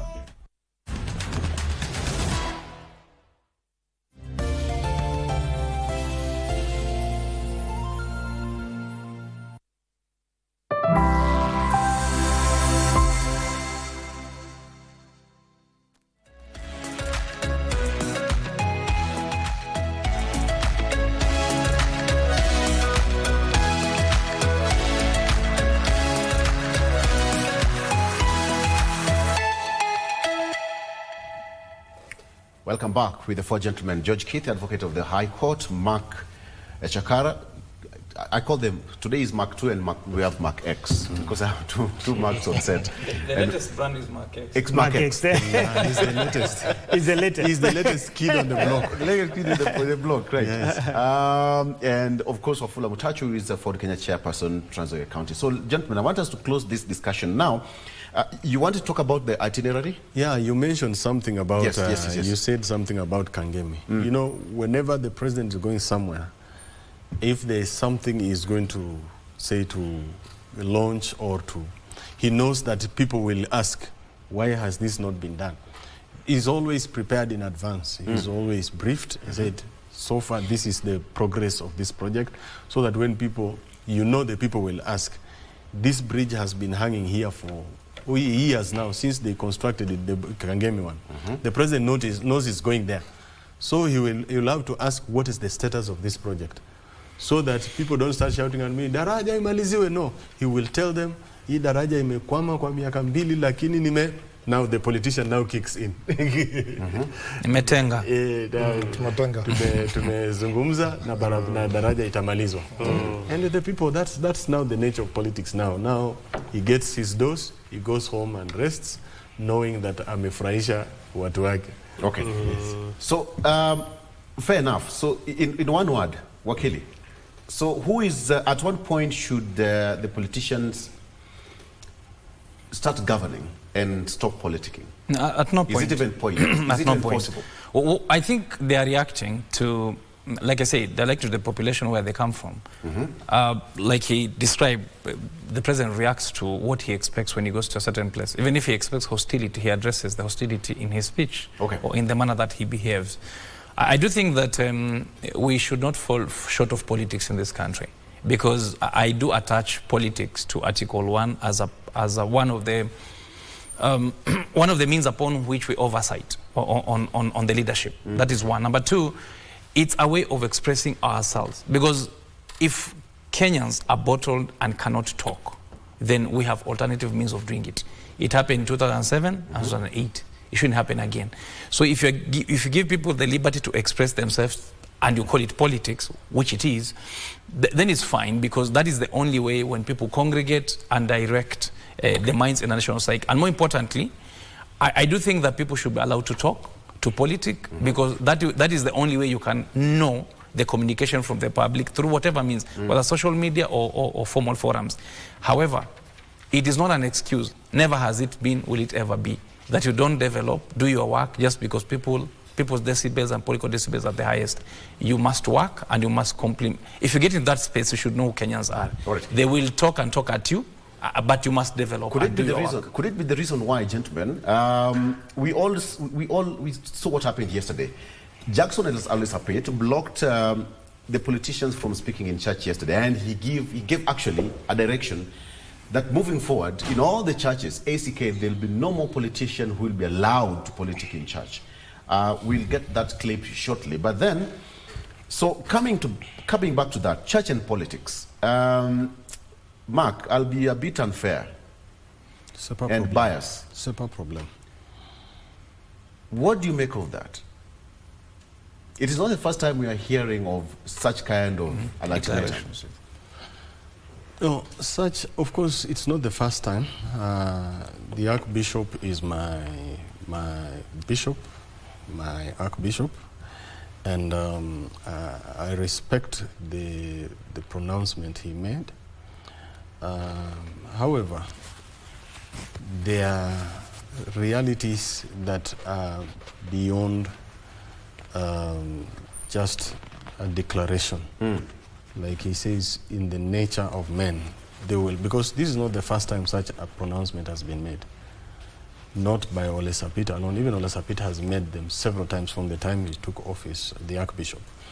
And so, Kenyans, by nature, like I said, everything is politicized. A funny way, Kenyans and their politicians will find a way around that. They've always found a way around it. So how the church is going to enforce it is another thing altogether. You know, the problem is when a leader comes and they say, Mheshimiwa, salimia watu tu. Now, you see, for a politician, salimia watu tu, kumbuka Bishop alisema hakuna siasa. There is no way a politician will just salimia watu and not politics. There's just a way, at the end of the day, politicians, Kenyans and their politicians will find a way around it, and we will forget that this pronouncement was ever made. It's always happened. So, but it is still a good thing to do, to make sure that the sanctity of the altar and the house of worship is maintained. I think that's one thing. Yeah. But the interaction between the politics and the church is something that is you cannot lock one out of the other. It's a symbiotic relationship. Each feeds into the other. The church provides the moral global north, if you may, and the politicians have to find a way to align themselves to it. But the responsibility now lies with the church leaders to make sure that they maintain that position and that none of them becomes the weak link in the whole setup. Okay, I think somebody said that because there's a ready crowd for them to talk to, because mobilizing a crowd is economically straining. Mark X, when we talk about the issue to do with the church and politics, of course, you know, it goes back way back in the years. It's not something new even to us. The likes of Alexander Muge fought for that. You know, the likes of other bishops who are there before also stood in the line to put the government, you know, right on check. But we still find that politicians will always have a way of doing their own things. Either, given time, kusalimia tu watu tu. But the moment you hold that microphone, kusalimia tu watu would mean kusalimia watu vizuri. Does it really pain someone, or what harm does it really cause a politician just to say the way it was done yesterday, just to say hi to the crowd and sit? Or just say, today is a Sunday, I'm going to church, I'm going to pray, give my offering the way it's supposed to be and go back home. Does it really hurt? For any change to happen, it has to start from somewhere. And politicians being politicians are always selfish. And a politician will go for something that will be for his own beneficial interests. But I think with the current situation, I think we will be going somewhere, because if we stop politicians from politicking in church, we stop them from politicking in funerals, I think it will reduce this too much politicking in one way or the other, because very few politicians will want to have a rally where they can articulate their issues. And if you deny them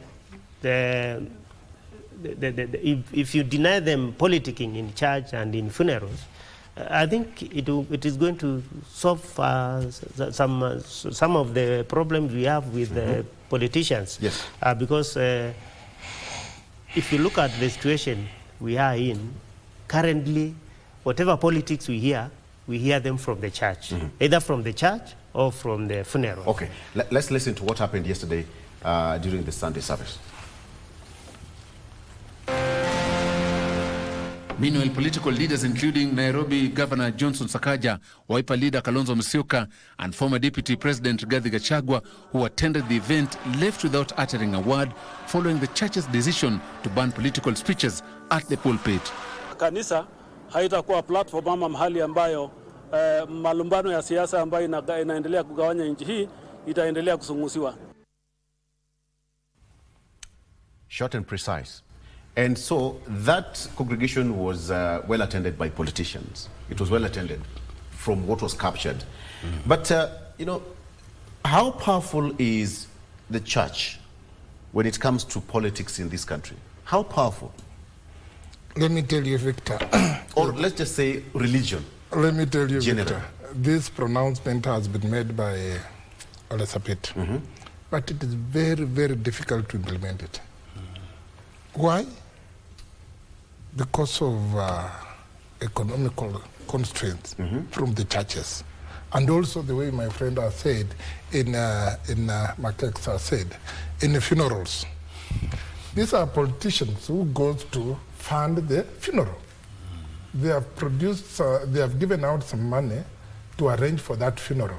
He's coming to attend the funeral. Right. He donated, he contributed to that funeral. And then you deny him a chance to speak. Investment. Definitely. Even if the family will rebuke at you. Same to the churches. Same to the churches. These politicians have contributed, they have been invited for several Harambes to build those churches. And now you want to say that they cannot come and speak in that church. Well, it's a challenge. But I remember one day, I went, during campaign time, I went to a Catholic church in Kitale. The father knows me very well. And after the mass, he told congregant, Mutacho is my best friend.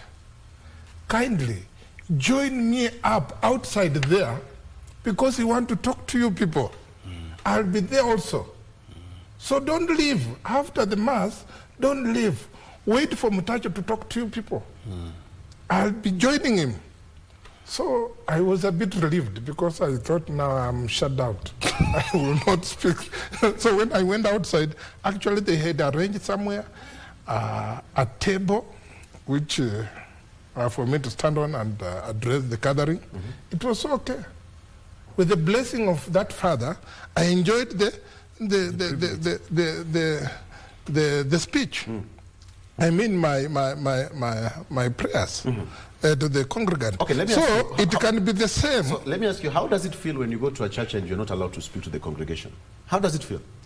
Do you think you'll see so many politicians in church again? And in fundraising, in fundraising again? That's a good they question. will not. So how does it feel? Yeah? How does it feel?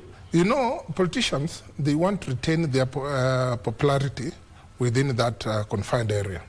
Now, for them to be relevant, they need somewhere to at least to meet the people with less expense. Now in church it's less expense. Okay. Less expense. Yeah, less expense. In a funeral it's less expense. Yes, even maybe given out 20,000 for the funeral arrangement he has contributed. So he'll get the mass and address the mass, sell his policies, then walk away.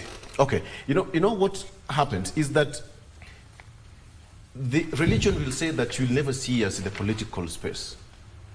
Wakili, you'll hear them that, you'll not see us in the political podium, fighting for the microphone so that you can start preaching. But why is it that politicians find it easy to go there? Is there something that can be done so that there is an equilibrium point for both sides so that, you play your role, I play my role? I look at it a bit differently. Go ahead. What the good bishop or archbishop say, this is not a forum upon which politicians will come and express their divisive politics. Not politics, divisive politics. And by the way, if from politics, it's where students get their bursaries to go to school, it's where everything good happens. I don't think that statement will have been made. It is made because it's become toxic, and a platform upon which the church then seems to be the platform upon which division is basically expressed by politicians. So the politicians are abusing that platform. Not because it's an unavailable platform. They're abusing it. Abusing it means, therefore, that you can express yourself in a manner that does not complement the teachings of the church, whichever church. For instance, what was expressed by the Genesis the other day were 20 million shillings were given to the church, or purported or promised to a church, in an environment where the president himself had banned giving out or donating money in harambes and public functions. Then it became a conflict because then the Kenyans were questioning why that was happening. And then fast forward to that build-up is why this statement is being made. But I don't think a politician speaking in church is wrong. I don't think a politician going to pray in a public function, especially even at a political rally, and praying for the people and saying, bless you as you continue with your function. I don't think there's anything wrong with that. If it was that good, but it's never that, because the bad behavior originally permeates such environment. It is good, therefore, to constantly regulate the conduct of politicians in churches, because then they don't proceed to abuse that platform. But I must say this: there's no way a church you can get rid of politics from church. And there's no way you're going to ban politicians from churches. Why is it that? And I'll say this. Why is it that, Wakili, it's easier for let's say our brothers in the Muslim side, everybody is equal. Whether you're a president, whether you're a minister or what, it's everybody is equal. You go there, have your prayer, and go out. But I'll tell you this. Could it be because I will tell you there's stringent ways of I will tell you doing this. things? I live in that space and in that environment where we have Muslims. The purity of and the sanctity of the mosque is retained. And whether you are the president, you get to a mosque. So it can also be done in church. You will be in the same line and pray like any other person. You will not be given a special seat. Correct. What will happen is what he expressed. When you walk out, definitely people will congregate around you and you have the forum to speak to them, not when the prayers are ongoing. I think the sanctity is more expressed with the Catholic Church, and because you don't interrupt Mass. You can't interrupt Mass within the context of Mass until it has ended, because it's programmed in a certain way that one event is sequential to the next. However, in certain churches, therefore, which have the liberty to do it the way they want, is that you can ask someone to come and talk and someone to come and talk. It's not programmed in that way, and that can be stopped because the liberty is there to do so. However, I think that, and we can't regulate that in law. We can't put a law that says no politician shall speak in church. We can't say that. It has to be regulated over time. When it becomes toxic, then we make such pronouncements. So this is a question to all of you. That's why, let me put it this way. That's why it is, for instance, it's available now to make that statement, but I know it's temporary, because politicians will shy away for some time, because then you don't talk to them.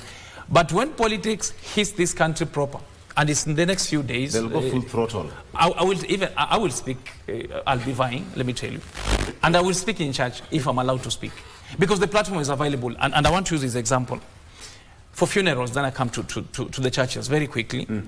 What happens when somebody is lost a relative and they can't pick the body from the mortuary to come and bury? They ask for help. And there'll be mchango and stuff like that. But the first port of call will be the local politicians who are there, and the politicians that they know. When you help, for instance, you're given 100,000, therefore you can buy rice and whatever, you can transport the body, and the politicians comes to that home. What is the best way to appreciate that gesture? Because you're at your weakest. Is to say, we appreciate you, sir, please say something to the people who have come here. The mourners. And the mourners. What will the mourners do? They will listen to the politician. What will the politician do? Talk to the mourners. What is the interaction there? It's a political interaction with a politician. And therefore you say, tumekuja, lakini nimeona, I've done this, I've given 100,000, which is true. And then he say, around here, we have had deaths, we have had insecurity, we have had this, and this is how we're dealing with it. Even the chips, by the way, if you look at the program at a funeral or a burial, there is, I think, the family, then the what, then there'll be the local chief, the local this. And that's a culture that we have. How then... So let's put it this way. So what is the role of religion? Not church alone. I will tell you the role of religion in I will tell you the role of religion. The role and the business of the state is to regulate conduct and behavior. Okay. By putting laws to say do and don't. We don't regulate morals. The state will not regulate morals. It says yes or no, and that's it. And that's what we have. Lawyers, we have judges, we have that. The church, the first port of call is the morals. Even before you enforce the laws, there must be the moral probity for it or against it. So therefore, if we regulate theft, people must be told that stealing is bad because the Bible says so. And therefore, morality donates to laws. So the first port of call is the moral probity of society towards a good social order that's regulated by law. So the church, then the state, and the church state for that case. So, Reverend, so these are two good friends. Yeah, I mean, church, Victor. I mean, the church. I'm talking about church and politicians and politics. So these are two good friends. They know each other. The church is the first estate. Okay. The church first, then the state. And going to what the Archbishop said, actually, when you look at the people who had congregated there, remember that is a Makadara constituency. Their local member of parliament is Honorable George Aladwa. He was present. The governor of Nairobi, remember it was during the consecration of the Bishop of Nairobi. So that was the function. So many politicians had congregated there. Those who are opposed to government and those who are now working with government. And now with the pact between ODM and UDA just having been signed the other day, and now that constituency being led by Aladwa, who is also a very fiery politician, I think it was in the wisdom of the bishop and the leadership of the church to make sure that the sanctity of the function that was being attended by these politicians was maintained. He did actually now, the Archbishop did not ban meetings in all Anglican churches. Because remember, Anglican churches, the bishops are independent. There is no bishop who can give an order to another bishop on how to manage affairs in their diocese. So it is now, they meet in the House of Bishops and they think through. If they agree on something, then that's a different thing. But if they have not sat and made a common decision on that matter, then it just remained a wise decision to control a possible fallout or escalation of hostilities during that sacred function that was held at St. Stephen's Jogorod. So that is what happened there. So going forward, I see the bishops having to manage their own affairs in their own diocese independently. So if anything happens there, it's up to the bishop that is responsible. You mentioned something about Reverend Mwai here, having received money. And for me, I see nothing wrong with what Pastor Bishop... Actually, the money was not donated to Pastor Mwai. It was donated to Jesus Winner Ministry. It just happened that the leader is Pastor Mwai. And the church had a project. They have a project. And if you look at the project they are working on, you can see this is a tabernacle, a church that is expensive. It is going to cost over 1.5 billion shillings to construct. So when someone is making noise about 20 million shillings, that's a drop in the ocean. That thing requires a lot of money. And 20 million, not from a local peasant, but from the President of the Republic, that is not much. That money is needed there. I wish the President had pledged more. But it has to be good money, right? Exactly. Or be seen to be good money. Exactly. So what we are dealing with, we are different from what Kenyans what we are dealing with is the problem of public perception about the source of this money. That is the only problem. So I think that is what you meant, good money. Yes. Exactly. But also, if we cannot prove that it is bad money, then what we are left with is mere speculation and public perception based on what the narrative that is being driven about our president. So, Mark, then you also agree that they're two good buddies. They know each other. Bedfellows. Yeah. So the church and the political landscape, politicians, they know each other pretty fine. Sure. You agree with that? Yeah, I agree with that because the churches are made of people. And even from the same churches, we have politicians who rise up to become leaders and politicians in their own making. But I still believe gradually this politics in church can be stopped. Because if we can get Olesapiti talking about stopping politics in church, we get another bishop from another church, another one from another church, even if not now, given time, I think it can stop. Because we need also to take cue from other developed countries where you'll find very little, if any, politics in the church. And Kenya is not an exception. I know we are cultured in a way to believe that everywhere you find 10, 20, 100 people, you want to raise your concerns about your aspirations for the leadership you want.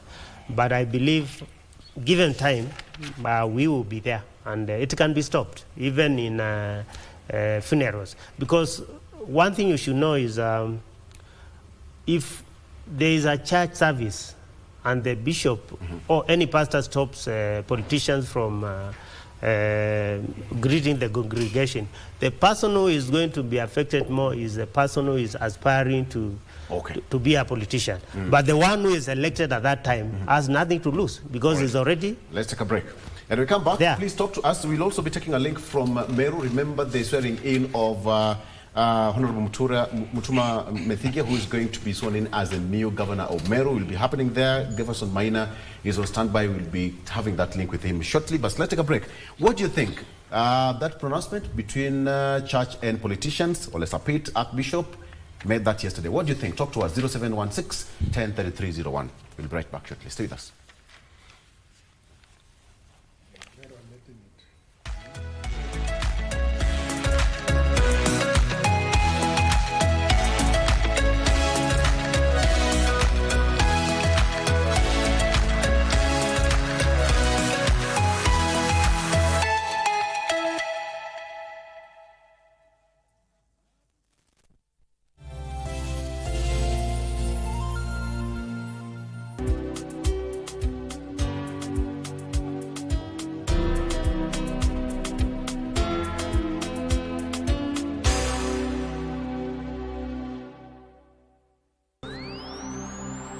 Pindi tunapowasha vifaa vyetu, tunapata fursa ya kutangamana na wasikilizaji wetu. Karibu sana thĩinĩ wa tabarĩra ya Rwiga. Tunapeperusha utangazaji uliobobea katika habari, nĩ ũndũ wa macio na mangĩ maingĩ, burudani, haha nĩ harĩa tũkoragwo tũkĩigua nyĩmbo mwaki nyĩmbo hot, na hamasisho la kiroho. Usiachwe nyuma. Jiunge nasi kwa safari ya kufana katika 99.5 FM. Shoro FM.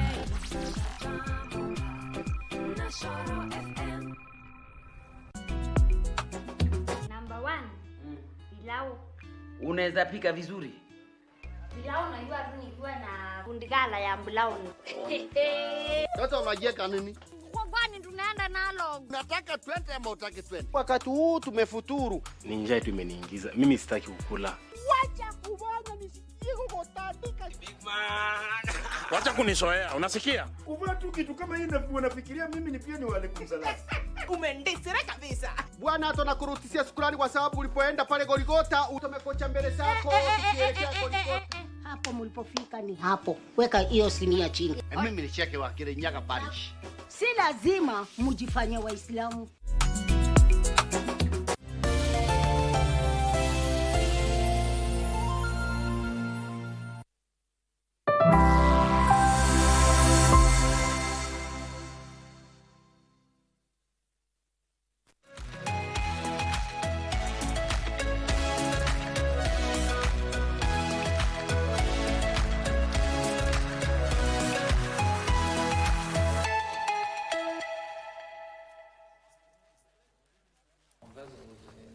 All right, welcome back. So, as I promised, I need us to cross over to Meru County. That is one county that has been on the limelight for 2.5 years now. And today, Mutuma Methigia is going to be sworn in as the new governor. The preparation is currently underway. And our reporter, Giverson Maina, is on standby. Giverson, good morning. And I know it has been a long run for Governor Kawira Mwangaza. And finally, it's come to this. What else can you tell us from Meru?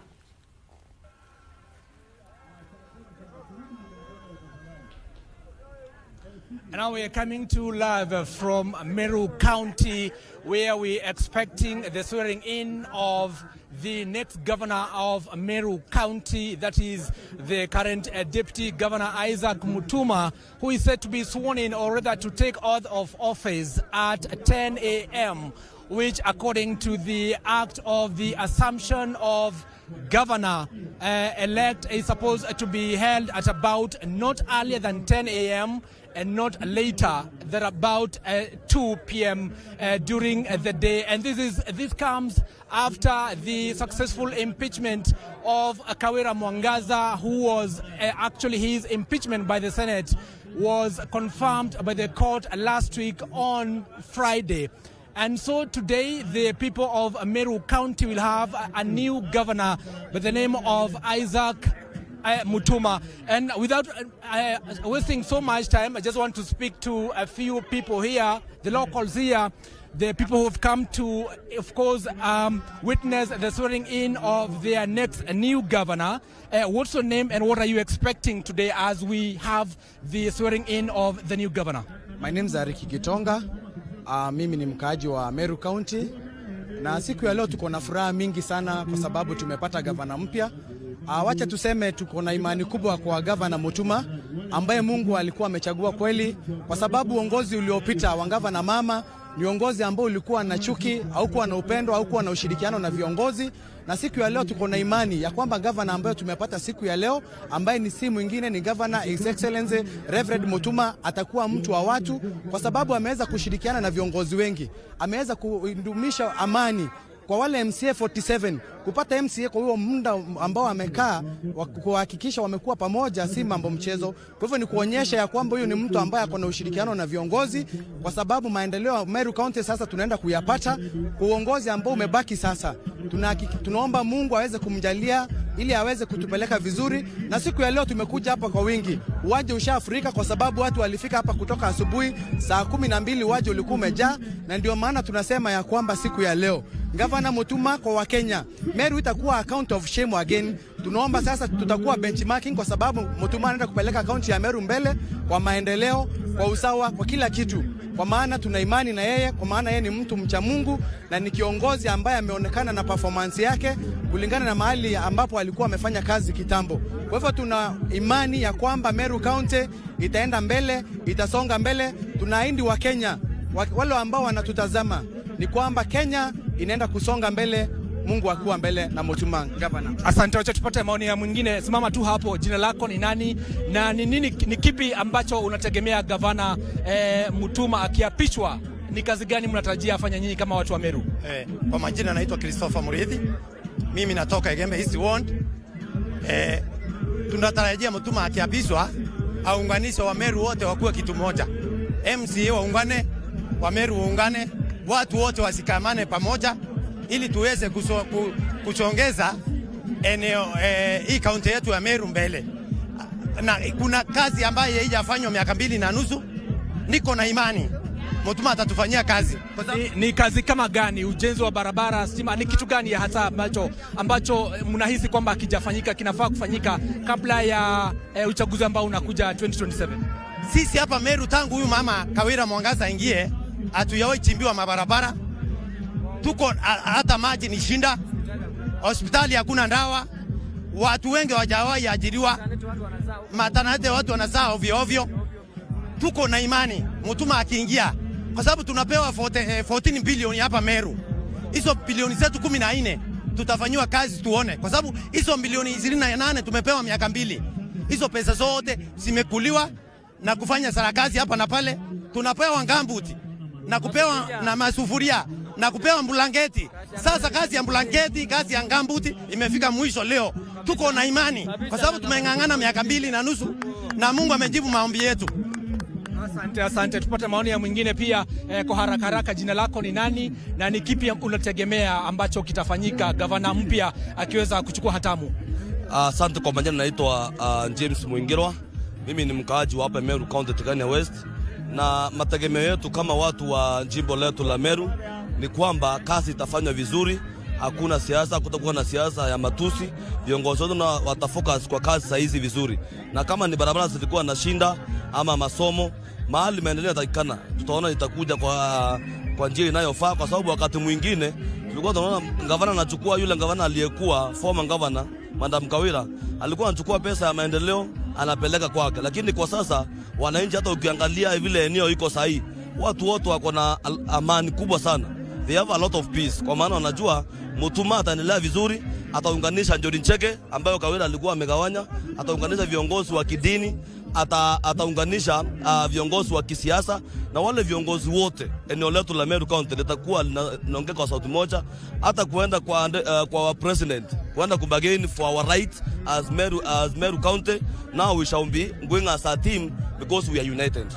Thank you very much. Asante. Maoni labda mwingine, kwa maoni yako, jina lako kwanza, maoni yako ni yepi kuhusu kuwa na gavana wa pili kwa muhula moja? Unahisi kwamba Meru County labda gavana ameweza kujaribu kumwondoa kwa mara ya tatu. Hii ni mara ya tatu ambayo ameondolewa, na sasa tunatarajia kwamba gavana mpya aweze kuchukua hatamu za uongozi leo. Shida ya hasa ya siasa za Meru ni gani? Asante sana. Siasa ya Meru mahali tulikuwa tumefika miaka 2.5 ambayo imeisha, ni kana kwamba Meru tulikuwa na gavana ambao ni comedian na amepeleka Meru kama comedian, lakini sasa tunashukuru Mwenyezi Mungu, manake gavana ambao anaenda kuingia sasa, Mheshimiwa Isaac Mutuma Ntwithingia, ni gavana ambao tuko na imani na yeye kama wananchi wa kaunti la Meru. Manake gavana tulikuwa naye pale mwanzoni, nimesema ni comedian, yale mambo amefanya hapa Meru yote ni comedian. So kwa sasa najua watu wa Meru tunaenda kupata afueni. Manake sasa tukipata gavana ambao anakuja kwa sasa, ni gavana ambao ataweza kutuunganisha sote, kuunganisha makanisa, kuleta watu wa kaunti ya Meru pamoja, na hasa wananchi alioko kule mashinani anangoja maendeleo, manake tuna imani na gavana ambao anaenda kuapishwa leo. Asante. And now, as you heard Victor, this is Meru County expecting to swear in a new governor, Isaac Mutuma, who is the current deputy governor of Meru. And of course, we're also expecting, after he take oath of office, maybe a week or 2 weeks, we really do not know, but we're expecting also that he'll pick his next deputy governor of Meru County. And so as we'll bring you this event live at about 10 a.m. when the oath of office is supposed to take place according to the act of assumption of office of governor-elect. My name is Giverson Minor. We're right here in the middle of Meru County, bringing you this event live on KBC Channel 1. All right, Giverson Minor. Thank you so much, Minor. Gentlemen, you've seen there, the mood there in Meru is quite telling that, Isaac Mutuma is going to be sworn in as per the law between 10 and 2 p.m. as per the assumption of office, law that is set out. And so we expect that to be happening. Of course, Giverson will be giving us that live link and of course in our subsequent bulletins to tell us what is really happening. Gentlemen, because we've run out of time, allowed to ask this question. So what if Kairo Mwangaza goes to court in 1 minute? Because probably she can still appeal this, right? Yes, she has a right of appeal, still subsisting. The options, one of it is to stay the effect of the swearing in. Yes. Meaning, therefore, the effect of the deputy governor taking over as governor can't be stayed, and she continues to be, by law, the governor. I don't know why it's taken this long for them to lodge the application, but I'm sure that's being put in place. Eventually, she has the right to be heard at the apex court, and I think that's where it will be headed eventually. But it will be interesting for legal jurisprudence to see whether in leadership you can stay after swearing in, and what is the law within that context, because it's about the constitutionality of that act. Yeah. Okay, so gentlemen, it will be unfair, but 20 seconds, Mark, 20 seconds, closing remark, 20, kindly. No, what I see playing out in Meru is a battle of egos and a typical case of toxic patriarchy. Okay. That's my parting shot. That is less than he's donated your 20 seconds. Yes. He's 20 seconds to you. I think what I can say about Meru is whoever is going to succeed to run the affairs of the county from now should tone down the politics and the rhetoric of Meru people, because the Meru people want development and they want peace. Thank you very much. Mutacho? I think 20 minutes, then we close. We are done. Just closing remarks. If that is the case, I just want to congratulate Arsenal yesterday. It runs Chelsea, and so many people with different hearts were praying that Arsenal to lose, but good enough. It was like that. I'm happy. That is my team. Confirm that London is still red. Yes. Team Kuba here. Yes, so much, gentlemen. Thank you. I didn't see that coming. I tried to avoid football for some time, but anyway, thank you so much. Or is it football politics? Football, there's all political football. Asante sana for watching. I've been having 4 gentlemen. Wafula Mutacho is a politician and also Ford Kenya chairperson, Trans Nzoia County. Mark Ndingo, who is also a political analyst, is also a politician. Mark Echakara, today I had two Mark X and Mark 2. They'll decide who take which one. Asante sana gentlemen for coming, and George Kithi, an advocate of the High Court. Asante sana. All right, that's where we end at this point. Good morning, Kenya. Takes a break. We'll be right back with more. Stay with us. Good morning.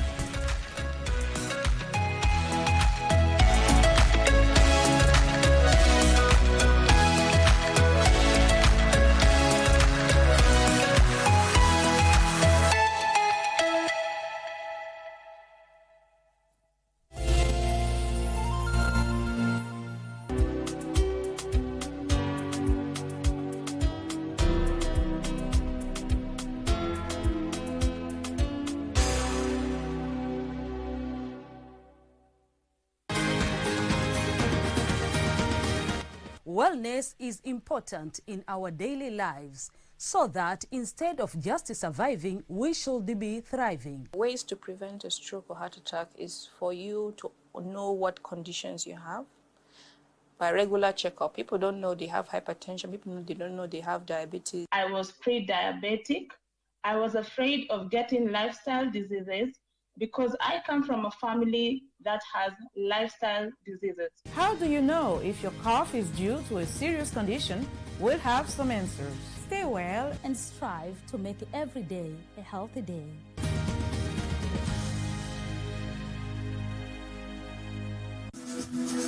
Got the fear of missing out?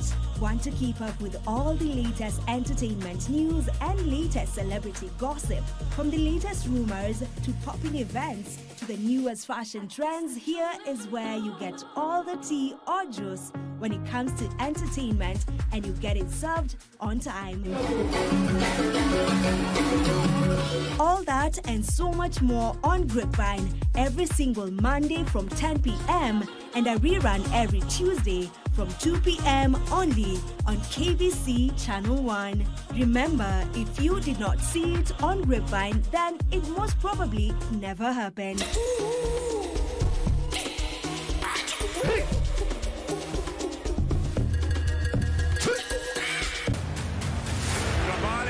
Chance goal! Cote d'Ivoire are back in the game! The FIFA World Cup 2026 Africa qualifiers match schedule is up for match day 5.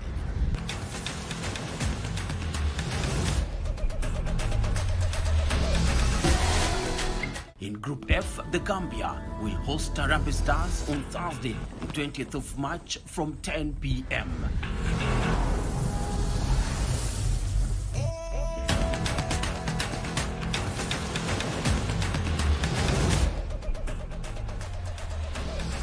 Shown, and which may show here.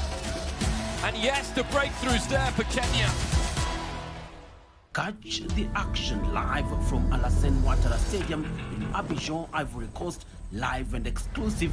KBC Channel 1, your true sports partner.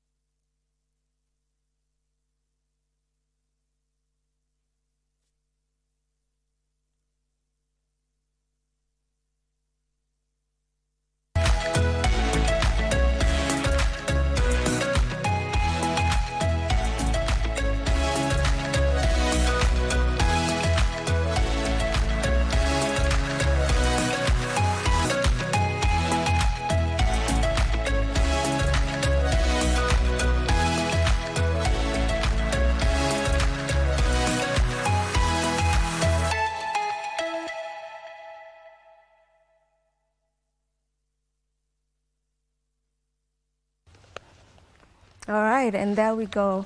This is Good Morning Kenya. It gets to continue. My name is Vivian Ndegwa, and today, as I had mentioned at the very beginning of Good Morning Kenya, I'd mentioned that on Family Check we'll be talking about dysfunctional families. And to be specific, we will be looking at why do we now have more single parenthood households, because clearly it is on the rise. According to statistics, it shows that single parent households, particularly those headed by women, are on the rise. You know, compared to the 2000, if you look at the difference between the 2009 census and the 2019 census, the numbers have clearly gone up.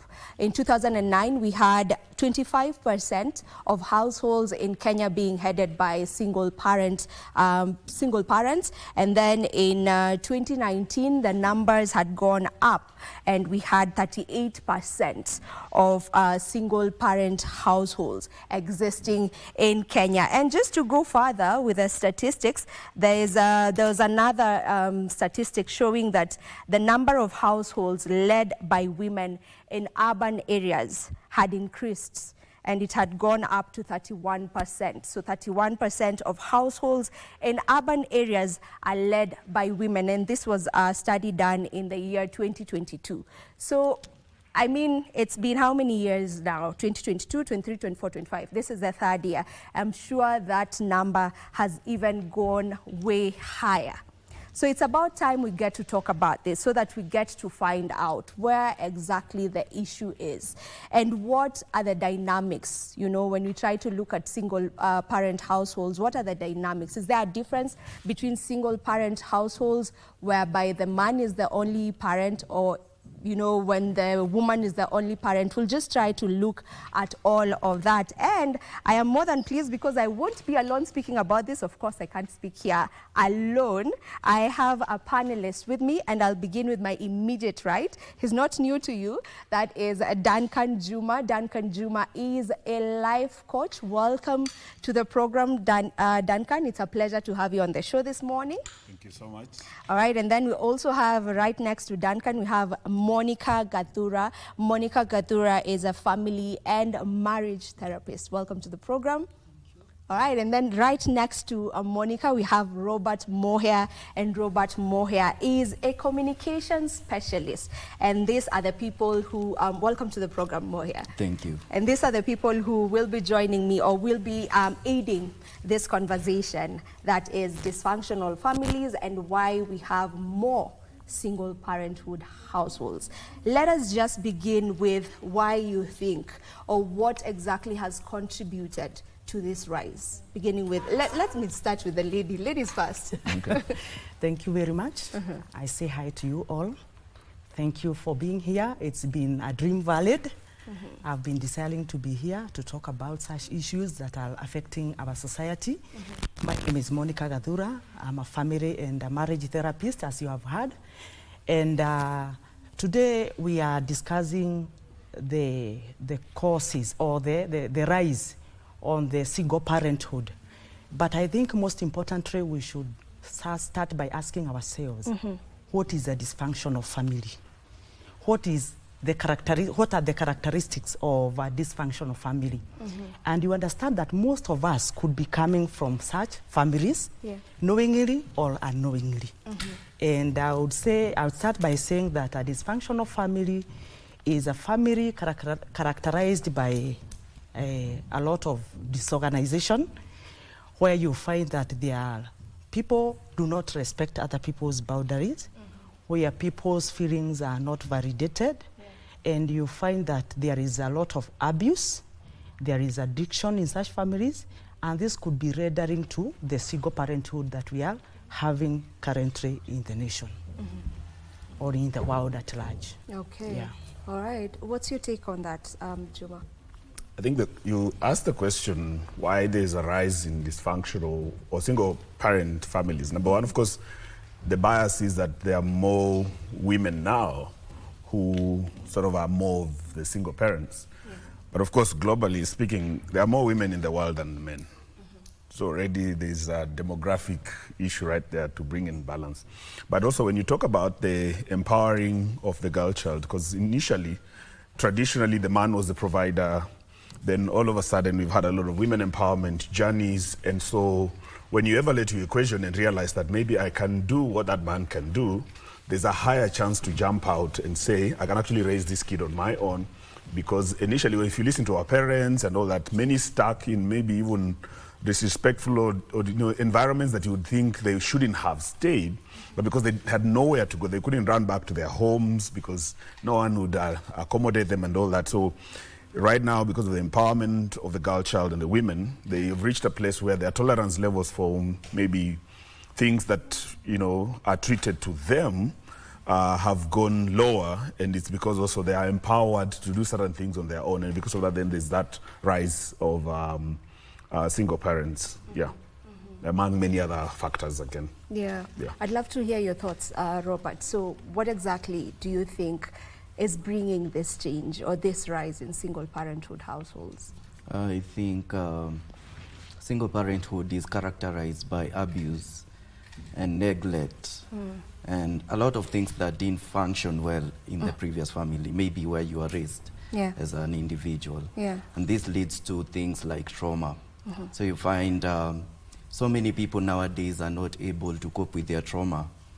And that leads to them maybe choosing to avoid having partners in their lives or just cutting off partners just because they are not able to handle the baggage that comes with it.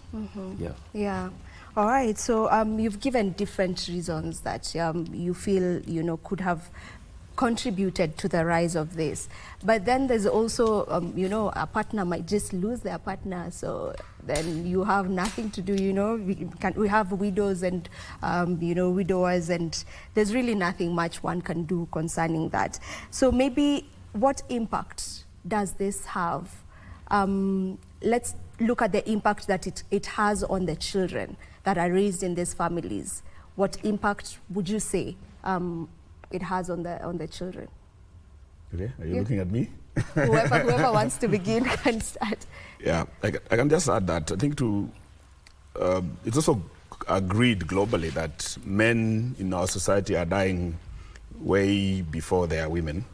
So that could also contribute. I think if you look at the life expectancy, the men is lower. But also, of course, largely because the men take riskier jobs, think about careless driving and all that. We do that, and because of that also, that could contribute.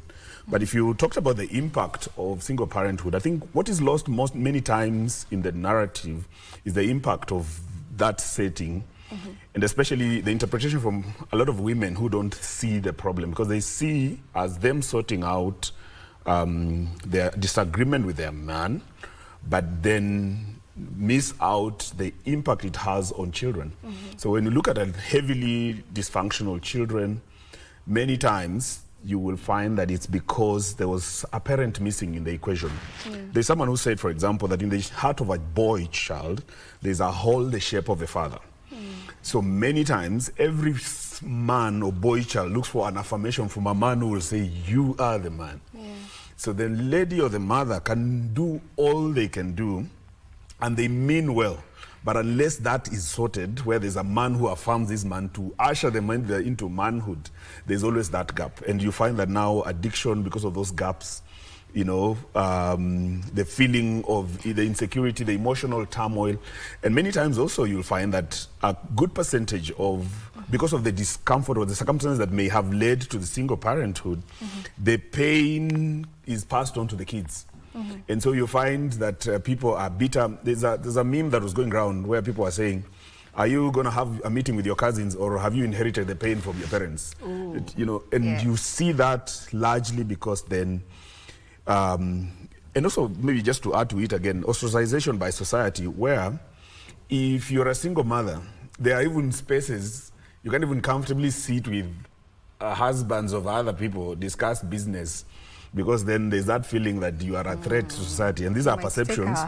You take our husband. In fact, you can be told things, and so you'll find that then they almost pick a lane that is almost solitary, away from society, and that also has its own level. When these boys or children also leave the nest, for lack of a better word, again, it comes with its own gaps as well. So the psychological turmoil that kids go through because of the setup they find themselves in, cannot be undersaid. When you find out drug addiction at an early age because of that exposure, then also parents in that setting are likely to do more to cover up for that gap. And so there's that a level of absenteeism that can actually impact also negatively on the children. Yeah. All right, and before we get to hear from the family therapist on the same, maybe to you more here, is the reality of, you know, the girl child being empowered now also a factor in all of this? Because some say that, yes, the girl child is being empowered, not that the boy child is being forgotten, but the boy child is not being taught on how to deal with this empowered woman, because they were used to maybe seeing their grandmothers or mothers back then being very, let me use the word submissive, not to say that nowadays women are not submissive, but nowadays women have a stand because, you know, I have my own money, I can take care of my kids, I can raise them without you. So if you bring me complications, I can very easily just decide, well, I am done with this. Could this also be the reason? It could be a huge factor that women nowadays have become more empowered, of which it's a good thing that they are more empowered. Yeah. But there's that also narrative of there's always the values or the foundation that a relationship should be found on, especially if you're coming in together as a husband and a wife. So the moment you talk about a woman who's maybe more moneyed than the husband, it also brings a power struggle. You find that the woman would always want to be a bit dominant in the nature, and then the man is not able to submit or handle that. So yes, it's a factor, but I think mostly it narrows down to the way that the couple understand each other and the communication that happens in there. But still, we still have to go to the basics and the foundation of a relationship and the marriage. Yeah, those are the ones that matter the most. Yeah, and you know, maybe just to still get this from you, do you feel like the men in our generation are able to handle these empowered women? No, they are not. Yeah. They are not. I'll speak from a perspective of a millennial, yeah? And this is something that I've been thinking and studying and asking people about it. Millennials, most of them were raised by very bitter mothers. They were raised by mothers who wanted things to be done in a different way. They wanted more freedom from their men. On the other side, they were raised by fathers who were very strict. Fathers who didn't have, like for sons, they didn't mentor them. So you find a millennial daughter was raised by a bitter mother who always demanded her to be stronger than man. She told that lady that you can do better than a man. You don't need a man in your life. You can do. She wanted to see the daughter getting the freedom that she would have wanted. Okay. And on the other side, the son was raised by a woman who always told her that you need to lower your guard. You need to be gentle on these women. You need to be kind. You know, you need to be laid back. And then they didn't have fathers to tell them that this is the way that you're supposed to control your house. They didn't have fathers who could communicate and explain why they did things the way that they did. So that brought a huge factor because, to be honest, most of single parents right now, they're in that demographic of millennials. Yeah, they're in that age bracket of millennials. So mostly those characteristics are attributed to that reason and that family setup. Okay. Yeah. You know, Monica, just from what Robert has said, he's raised something which is one of the impacts, you know, of being raised in a single parenthood household, whereby if it's the mom who's in charge, there's a way that she's speaking to the daughter, there's a way that she's speaking to the son. So maybe just to get from you, you know, what does this have? What does this, you know, bring, you know, forth when it comes to the children that are being raised in these families? What impact exactly can we speak about? Thank you. Single parenting may have lasting problems to the children. In that, children are born with inborn talents. They have inborn talents, and therefore it is during this early childhood that these talents need to be unfolded. And therefore, when the environment is not conducive, there might be some delays in the manifestation of the talents. Again, these children may carry their traumas to their later childhood. And the reason you are finding that if a child was raised in a single parenthood and the child could see what was happening when the father and the mother were fighting, when there was violence in the family, the child will grow up knowing that a father should be violent.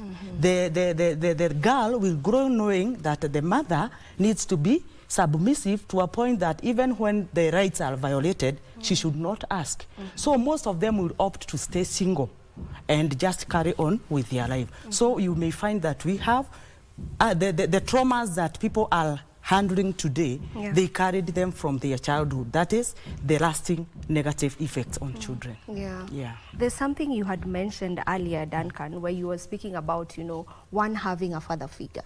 You may be raised by a single mom, yes, but I think it's important if you have father figures around you or a father figure around you. And if you're a lady, you've been raised by your dad, I'm sure you will need that mother figure around you. Just what's the importance of that, and what challenges may it bring forth later on? Yeah, I think you say the right thing. I've been raised by a single mother, so I have an idea what that looks like. Yeah. And I have a lot of respect for my mother, largely because there are things she did as a lady that should have been done by a man. Even things like topics like maybe how you're growing into a manhood and all that. She tried her best, but I think those are spaces that then someone else should have stepped in to maybe mold us. I pretty think I turned out right, but also maybe God heavily helped in some sense. But so many times in society, you would find that some of those gaps are supposed to have been filled by an uncle here. Mostly they say your only true relatives are your sister's children. By and large, they could be your only true relatives. The others, maybe there could be question marks. But so uncles are supposed to have stepped in and helped. But you see, everyone is busy. We live in a space where even families don't meet anymore.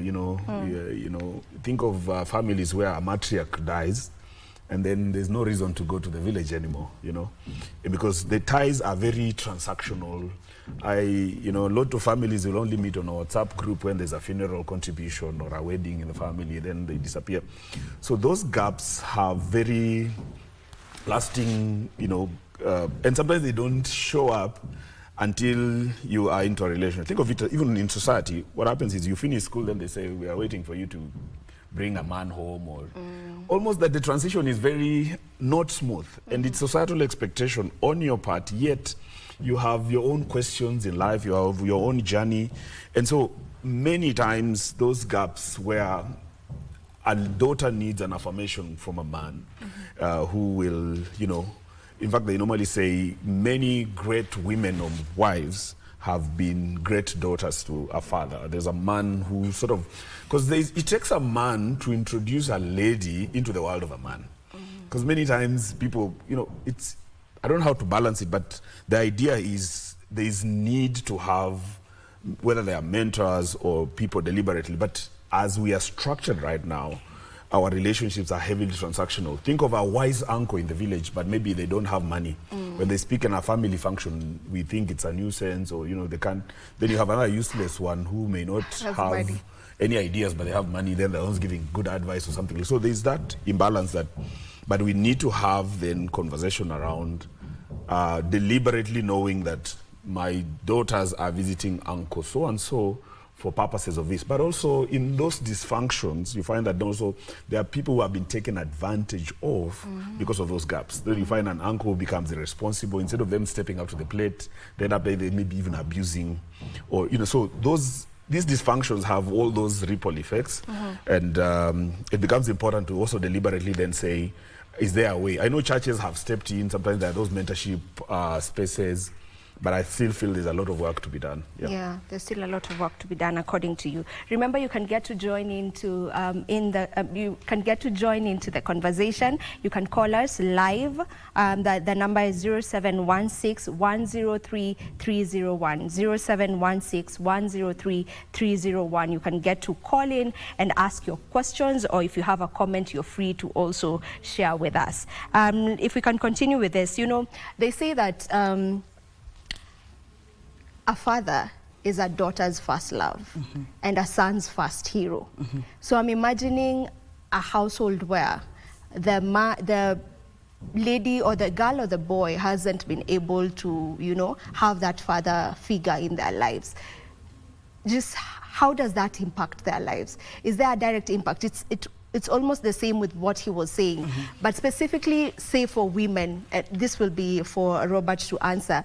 Maybe in your dating life, you know, while you were dating and all of that, could you clearly tell that this one was raised, there was a dad in their home, and this one, there was no dad in their home, compared with maybe just the dynamics that were there?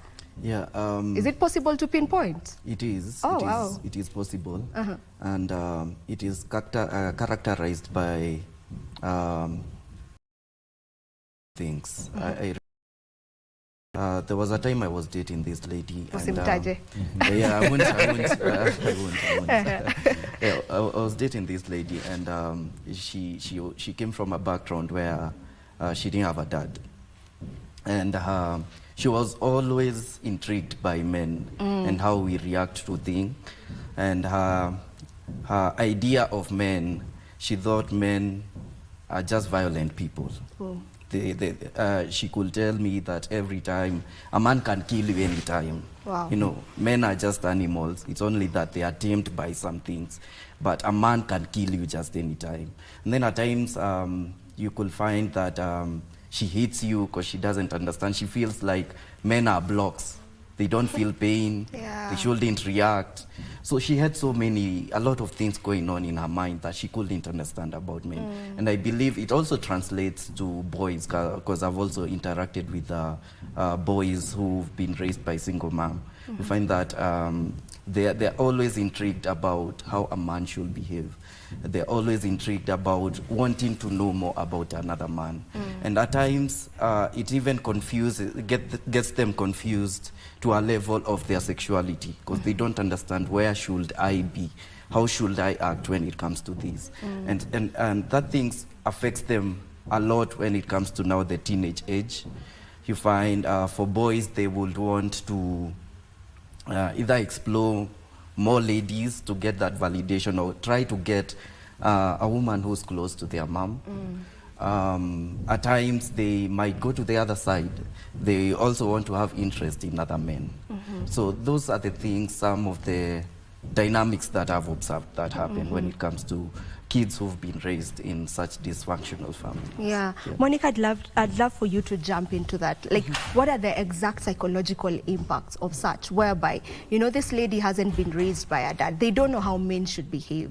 They have this idea, probably their mom was telling them how bad their dad was, that's why they're no longer here. So they have this idea of men, and it's on the negative side. So just what are some of the psychological impacts on that? Okay, thank you. We say that childhood years are very important years. They are the formative years. This is when you can instill either something positive or negative. And you find that most parents use this time to impart negative things to their children, especially when they are going through some kind of stress. So the child grows up in bitterness. And when this child translates now to marriage, now the girl wants to get married, there will be problems, because the girl will consider what the mother used to tell her, and this one will have an effect in their marriage. So you find that it is very important to take care of the formative years. Formative years, probably this is when a divorce occurs, probably this is when death occurs, and how did you take them through the loss and the loss and grief process? You see, some children do not process, and therefore they may find it difficult to get married, fearing that if I get married, I might lose my spouse. So it is very important. Even when death comes in the family, how you take them through that process really determines their future adulthood. Yeah. There's someone who had argued that the reason why we have so many, single parenthood households right now is because the parents that are there, say your parents, or my parents, when I'm in a relationship, it's official, I've gone in, I live with this man, and then maybe there are small things that are not sitting right with me. Then I tell my mom about it. My mom won't be, it's not like how it used to be back then where you're told, ngangana, mwanamke ni kulinda boma yake, and so on and so forth. Nowadays, your mom can easily tell you, kama anakusumbua wachana na yeye. Someone said that, put that as a reason. Would you say it's the case that nowadays we don't have, I don't know if the right word to use is mentors who are there with you to just let you know, okay, what is happening? Can we mend this? Can we just sit down and get to hear from both sides? So do you feel like it's the case as well?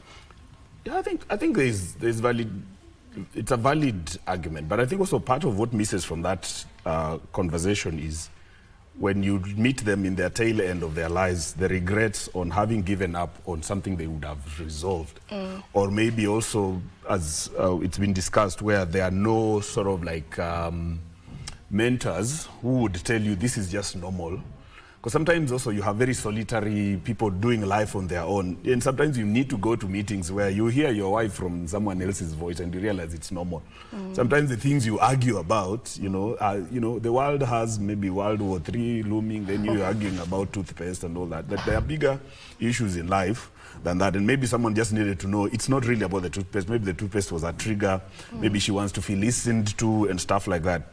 Many times as men, we have been brought up not, our emotions have never been worked on to grow. Yeah. By the time you're saying you're empathetic, you basically have learned after very many mistakes, By the time, think of a scenario where we have situations where your wife or your girlfriend tells you something for you to fix, then you are told you are not supposed to fix, you are just supposed to be quiet and listening and just allow. So I feel like while it's important to have those mentors, it's also important to say we need to, I don't know how to frame it though, but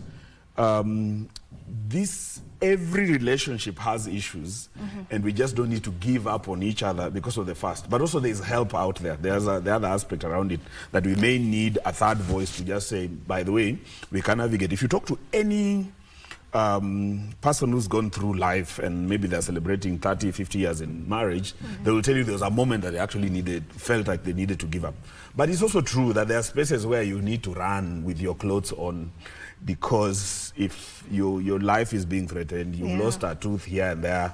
You would rather be a single mother and alive with your child than stay in a relationship where perhaps death would have meant that it was going to come in a little earlier.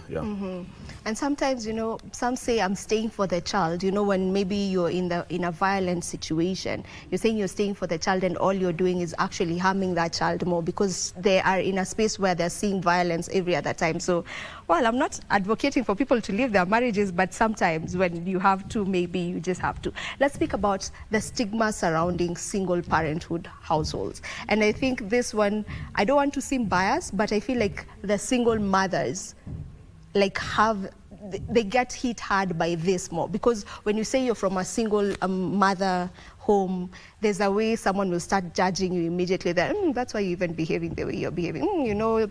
Kids raised by their mothers alone are not very disciplined and whatnot. Let's speak around the stigma surrounding that. Okay. If I want to speak about the stigma, in the earlier days, it was there. But nowadays you find that if a woman decides to leave her marriage, she's highly celebrated, even in social media. And it appears as if this thing is trending. So everybody is desiring to have that single parenthood because they are saying, this is a picture that I've posted when I was in marriage, this is after I left the marriage. And you find that people are really celebrating it. So it is appearing stylish or trending. On the other hand, during the old days, when we were being born, you find that if you are born of a single mother, you would prefer you are calling yourself by your brothers, by your mother's name, not by your mother's name, but her brother's surname. You could use it, so he may give the picture of a father or the father figure. Not like today. The boys are confidently calling themselves by their mother's names. It seems as if now we have embraced this word as a society. During those days, it was the women were stigmatized. But nowadays, not so much. It's as if we are celebrating, we are happy about it. You leave your husband today, tomorrow you are on social media saying that I won't live such kind of life. Where, in fact, they are even saying that I was married to a narcissist. So the husband is not a narcissist. We have our first caller. So we have Richard from Busia. Richard, if you can hear me, good morning. And what's your question or comment? Hi, Richard.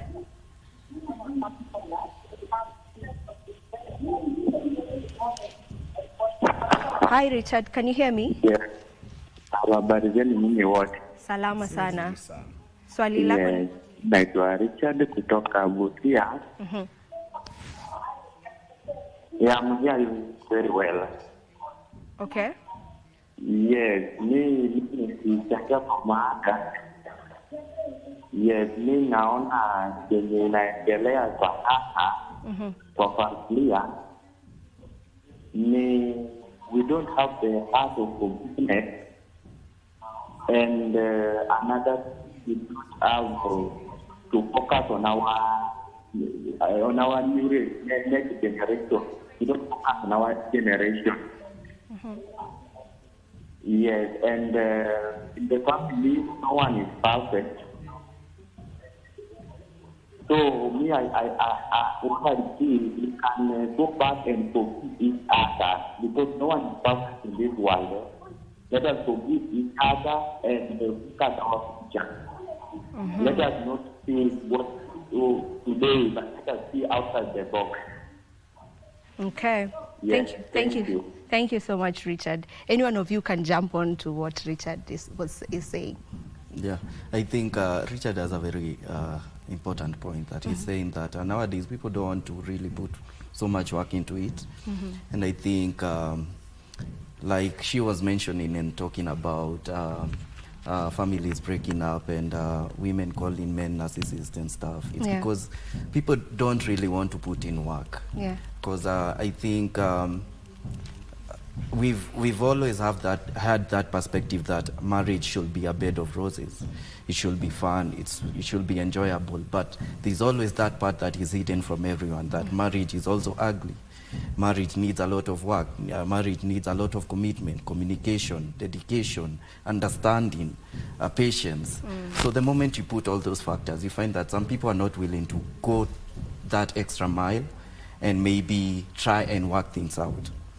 There's something, I think most men out here, most of us have been called narcissists. It's something that is trending. I don't know. It's a Kenyan thing. It's a trend, huh? Yeah, Kenyans, we come up with words and start using them everywhere. So the moment you have a slight misunderstanding, or the moment a man stands his ground and says, this is the direction we are taking, you're labeled as a narcissist. So this is my advice, that people should be able to commit, and also before you conclude all these things, before you start labeling people and calling them terms as narcissists, make sure that you get professional advice. Maybe in a couple setup, maybe you think that the marriage is a bit toxic, try and get a counselor, go talk about it so that you can have a professional view when you're talking about it, instead of just labeling people.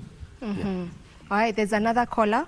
We have Valencia from Kayole. Valencia, how are you? And what is your question or comment? Good morning. Good morning. This is the most important topic of time. And being raised by a single parent is so hectic. It affects a lot emotionally, and especially in relationships. So, like for example, I am 24 years and I'm really having a challenge in my relationship because I was raised by a single mother. you know, at some point where you can just say, like, this is my guy, let me just leave you and be happy because I can see I'm not making you happy. Sometimes they do things that you never thought you would do just because you have trauma, you know. So being raised by a single parent needs a mentor, maybe, because it's never easy. Sometimes you get yourself doing things because you feel you want to be loved by someone, but you remember your first love is your father, and it's a love that you have to get it first for you to get it from someone else. You know, so it becomes so difficult. Sometimes it's so bad. It's so bad. So for me, people who are raised by single parents, I think maybe if they're not there, they really need to have a mentor for them to have maybe emotional or mental stability. Yeah. All right, thank you so much for that. So for her, she's speaking almost from experience, you know, saying, you know, speaking of the gap that is always there, you know, for someone who's been raised by a single mom or a single dad, there's always a gap that needs to be filled, you know? Yeah. So the reality of that, and maybe just what can be done to try and change, you know, this whole scenario. Okay, I could go at it. Let me say two things. As someone who's been raised by a single mother, would you attest to the gap that is there? Yes, the gap is there. Yeah. But I want to say this, that there's a level at which you actually also reach a place and agree that kimeniramba, you know, I'm in this, you know. Makosa ilifanyika. Yeah. Sometimes you don't have spaces to even ask those questions. You can't ask your mom or your dad what happened between the two of you, you know. And sometimes maybe, you know, so there's that level where we must understand that maybe pain is inevitable, but suffering can be optional, where you start gleaning lessons and pick yourself up. Because there's a level at which also no one is coming to your rescue. And that's a reality to it, that you must also, even when you go for advice, you still have the option of picking the advice or not. Yeah. So at the end of the day, you must also gather yourself. There's a part of it where that the pain you've been entrusted with can actually help others around you, where you say, I made mistakes. Maybe I dated wrong because I didn't even know I had a gap. But now, this...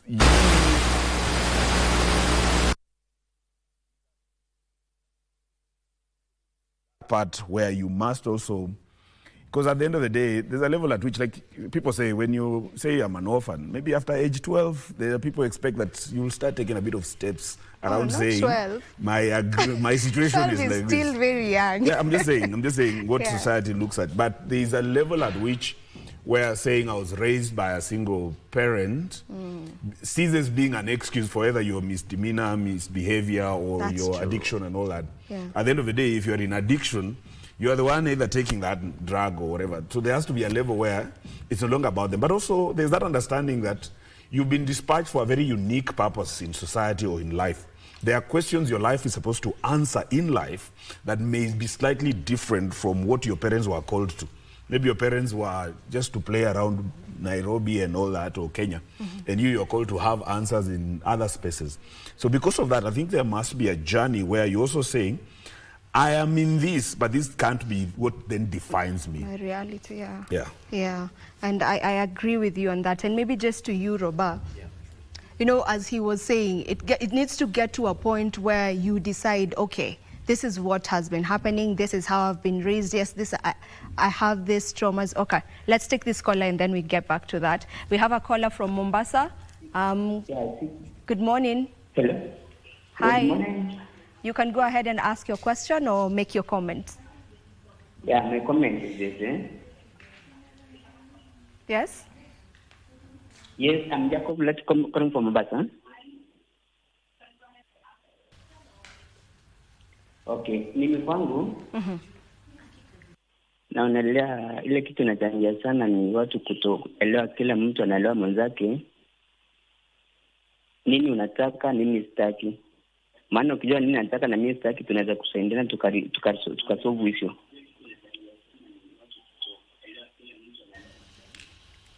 So when my friend anasema watu wakae wasikizane, ujue nataka hii na wewe utaki hili, ili tuweze kuendelea. Maana bila kuelewana nitafanya venye utaki, na tutaendana kwa sana.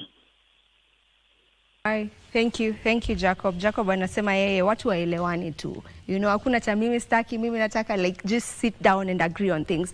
But as I was putting this question across to you, Robert, you know, from what he had said, there's also something you mentioned, that we have normalized the word narcissist and now it's like a term. I think it's time we also normalize the word therapy. True. You know, because, you know, for these wounds and these gaps that everyone feels, you know, if you're raised from a single parent household, and not just people who are raised from single parent households, we all have our traumas. Is it time for us to now take up that, you know, responsibility and decide, I think it's time for me to see a therapist, you know?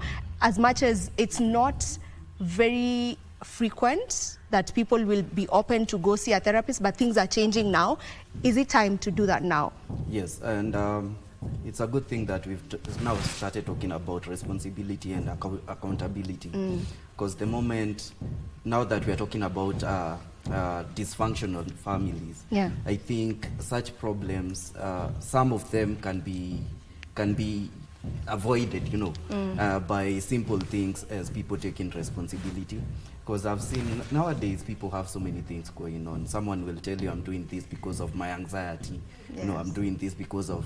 But instead of taking responsibility, they are using those things as an excuse. Drug addiction, I'm doing this because I'm an alcoholic, you understand? So I think it's about time people start taking responsibility of their action.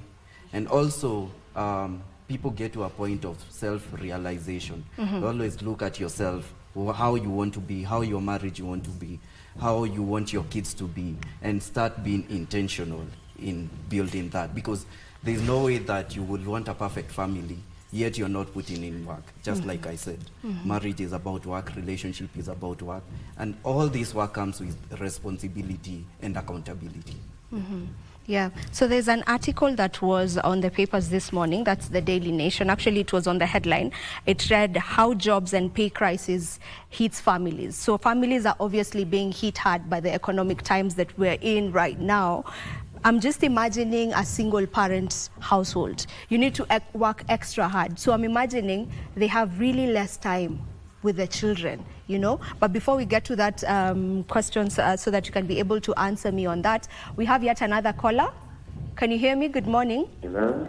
Hi. Good morning. Kindly give us your comment or question. My name is Napoleon. Yes, Napoleon. From Nambale, here. My view is that dysfunctional family originates from how that family was brought up, or maybe was initiated. You find that some of the families or children, or maybe engagement, start from what we refer as incest. So in an incest setup, a child will always miss one party. And maybe if some other party is initiated, that party will always also be stigmatized.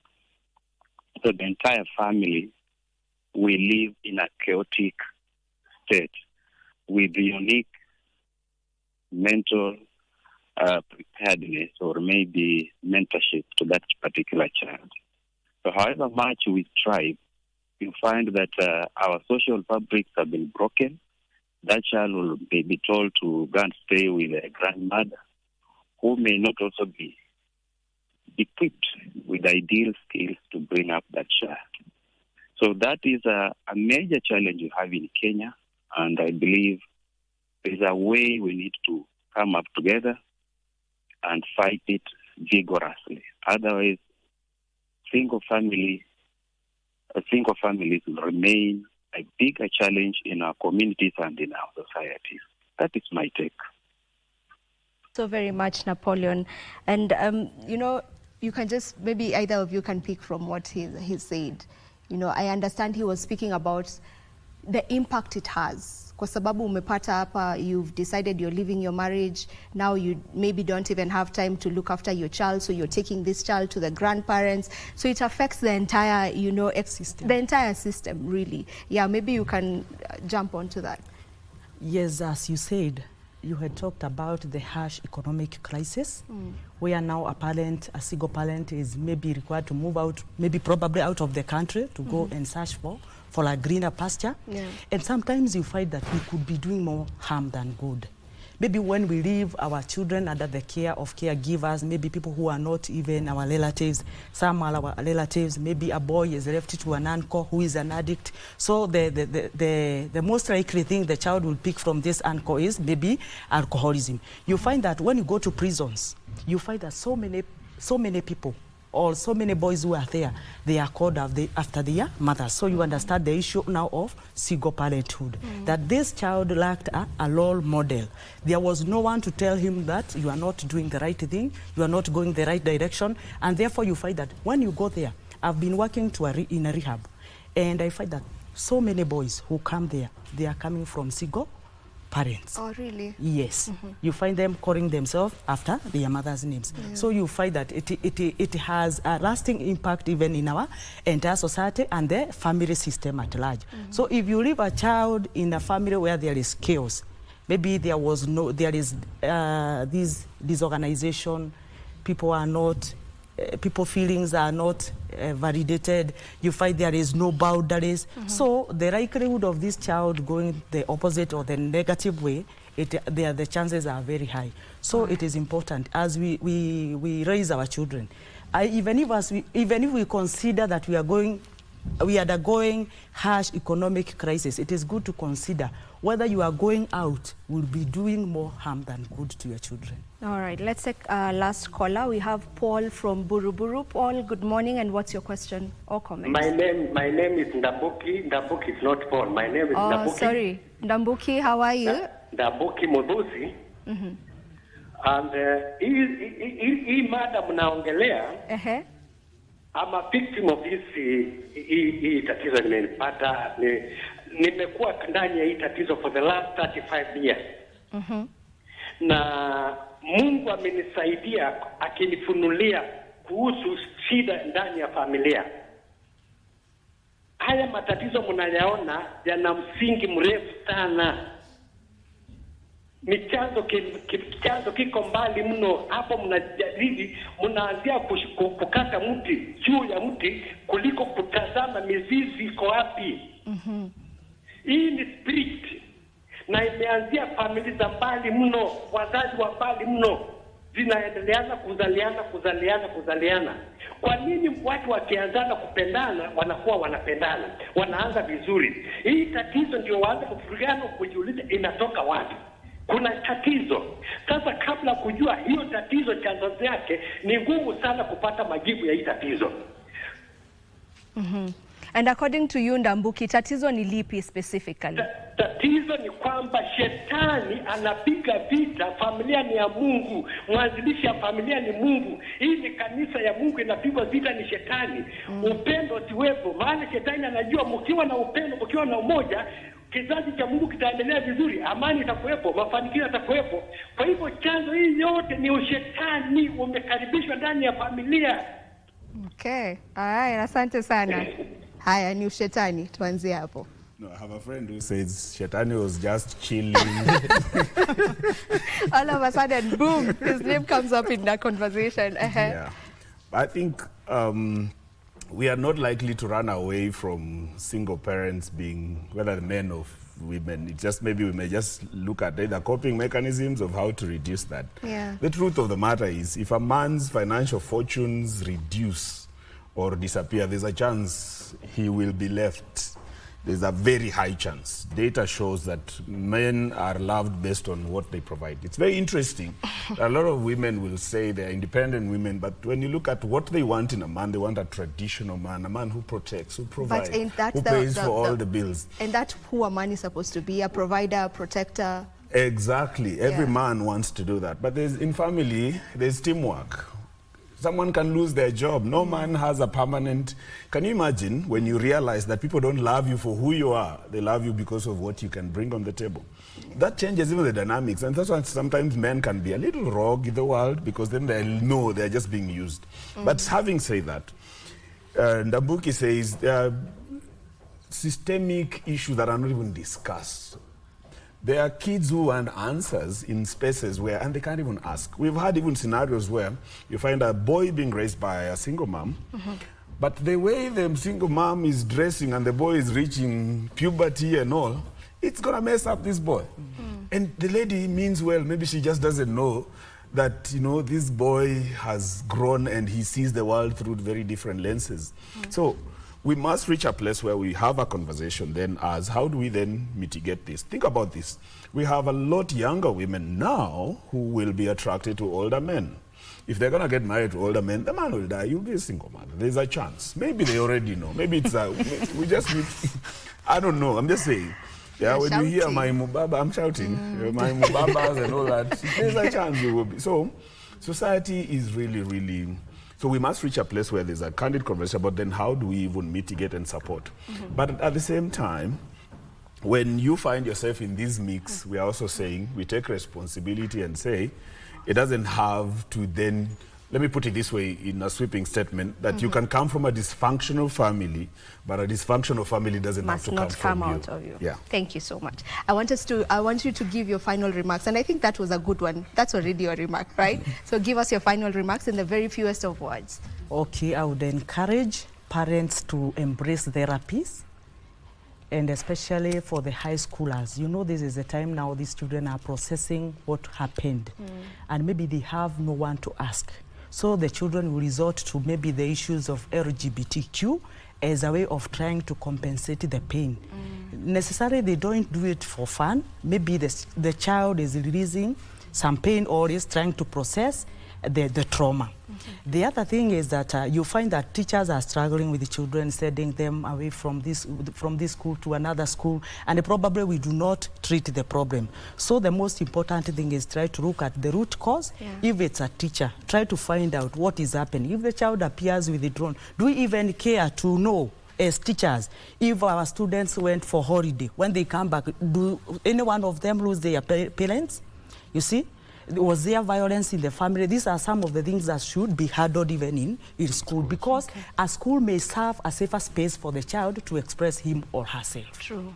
All right, thank you so much. Your final remarks, Roba? My final remarks is that it's about time, especially for our generation, that people become so intentional and intentional, because if at all start with us, things the same way that our and we can't be doing things the same way that the society narrates. So if at all you want to start a family, you better be intentional of raising that child well in a good family setup so that they can come up and become good kids. So the root of this starts with us being very intentional about having families. So family should be first priority. Leave alone job and everything. Family should be first priority. I agree with you on that, and that is where we put a cap to today's conversation. Thank you so much to my panelists for joining me for this conversation.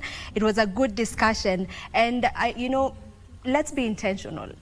As Roba has said, let's be intentional. Let's just decide that we are intentional about how we are raising our children and all that, because families, as they say, is the backbone of a society. Families are the backbone of a nation. This is where we end it. My name is Vivian Ndegwa. Thank you so much for staying tuned. We do this each and every Monday, so be sure to catch us next week on Monday. This is where we end it. Until next time, do enjoy the rest of your viewing.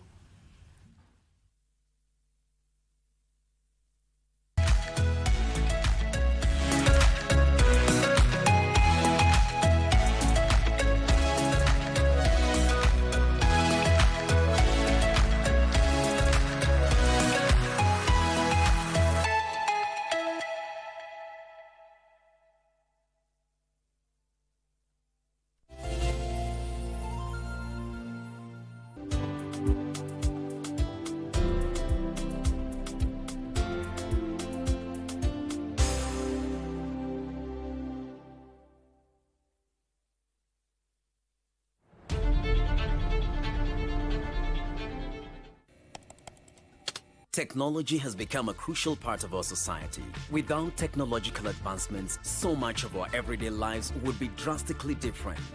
As technology develops, it strives to fulfill the changing needs of society. This means that technology exists to help us achieve the things that we wouldn't be able to achieve without it.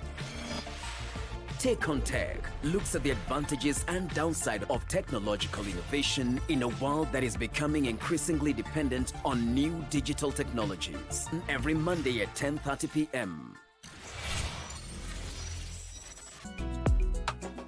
Number 1. Pilau. Unaweza pika vizuri? Pilau najua tu nikiwa na kundigala ya mbulauni. Sasa unajieka nini? Kwa gani tunaenda nalo? Nataka twende ama utaki twende? Wakati huu tumefuturu. Ni njaa tu imeniingiza. Mimi sitaki kukula. Wacha kubanga nisikie kukotandika.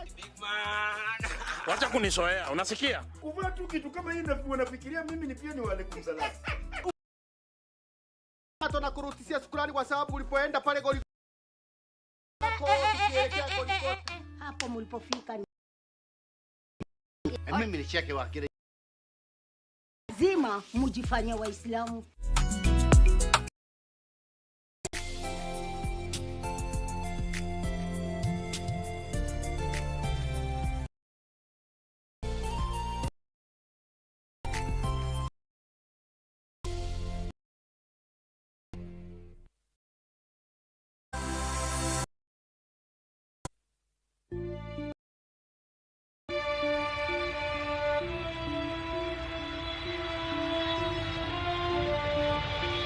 Everyone dreams of boarding a plane to a far-off dream destination, but imagine the unequaled thrill of being in the cockpit as a pilot. The freedom of the skies, the command of a powerful machine. It's a dream like no other. Yet, for many, the soaring costs of flight school makes this dream feel out of reach. We meet Captain Nick Ngede, whose lifelong passion for aviation serves as a beacon of hope. As he wheels himself into this simulator, he is not only inspiring a generation, but empowering underprivileged kids to dream big and break this ceiling. Here is his story. Allow me to tell you, I was a pilot. I have flown over 10,000 hours here in Kenya. I have what they call an ATPL, Airline Transport Pilot License. The Airline Transport Pilot License is one of the highest levels of aircraft certification for a pilot. This certification is a requirement before one can be authorized to become pilot in command on scheduled air carriers with 9 or more passengers. For Captain Nick, flying was something that he wanted to do since a young age. It was indeed. As a matter of fact, I believe it is something that I would like to say 50% of the youth flying, it is in their heart. But financing, getting into that area is another story altogether. You really need serious financial backing. Now, the good thing about what we have is that we can make it as realistic as possible. That's all we can do. And to answer your question directly, yes, it's something I've always wanted. I was just fortunate, yes. Captain Nick uses a simulator, which is almost the same as the real thing, only that it is within his apartment in Muthaiga. I sought to know from him some of the things that make aviation school so expensive. It is very much, I would say, the maintenance of the aircraft.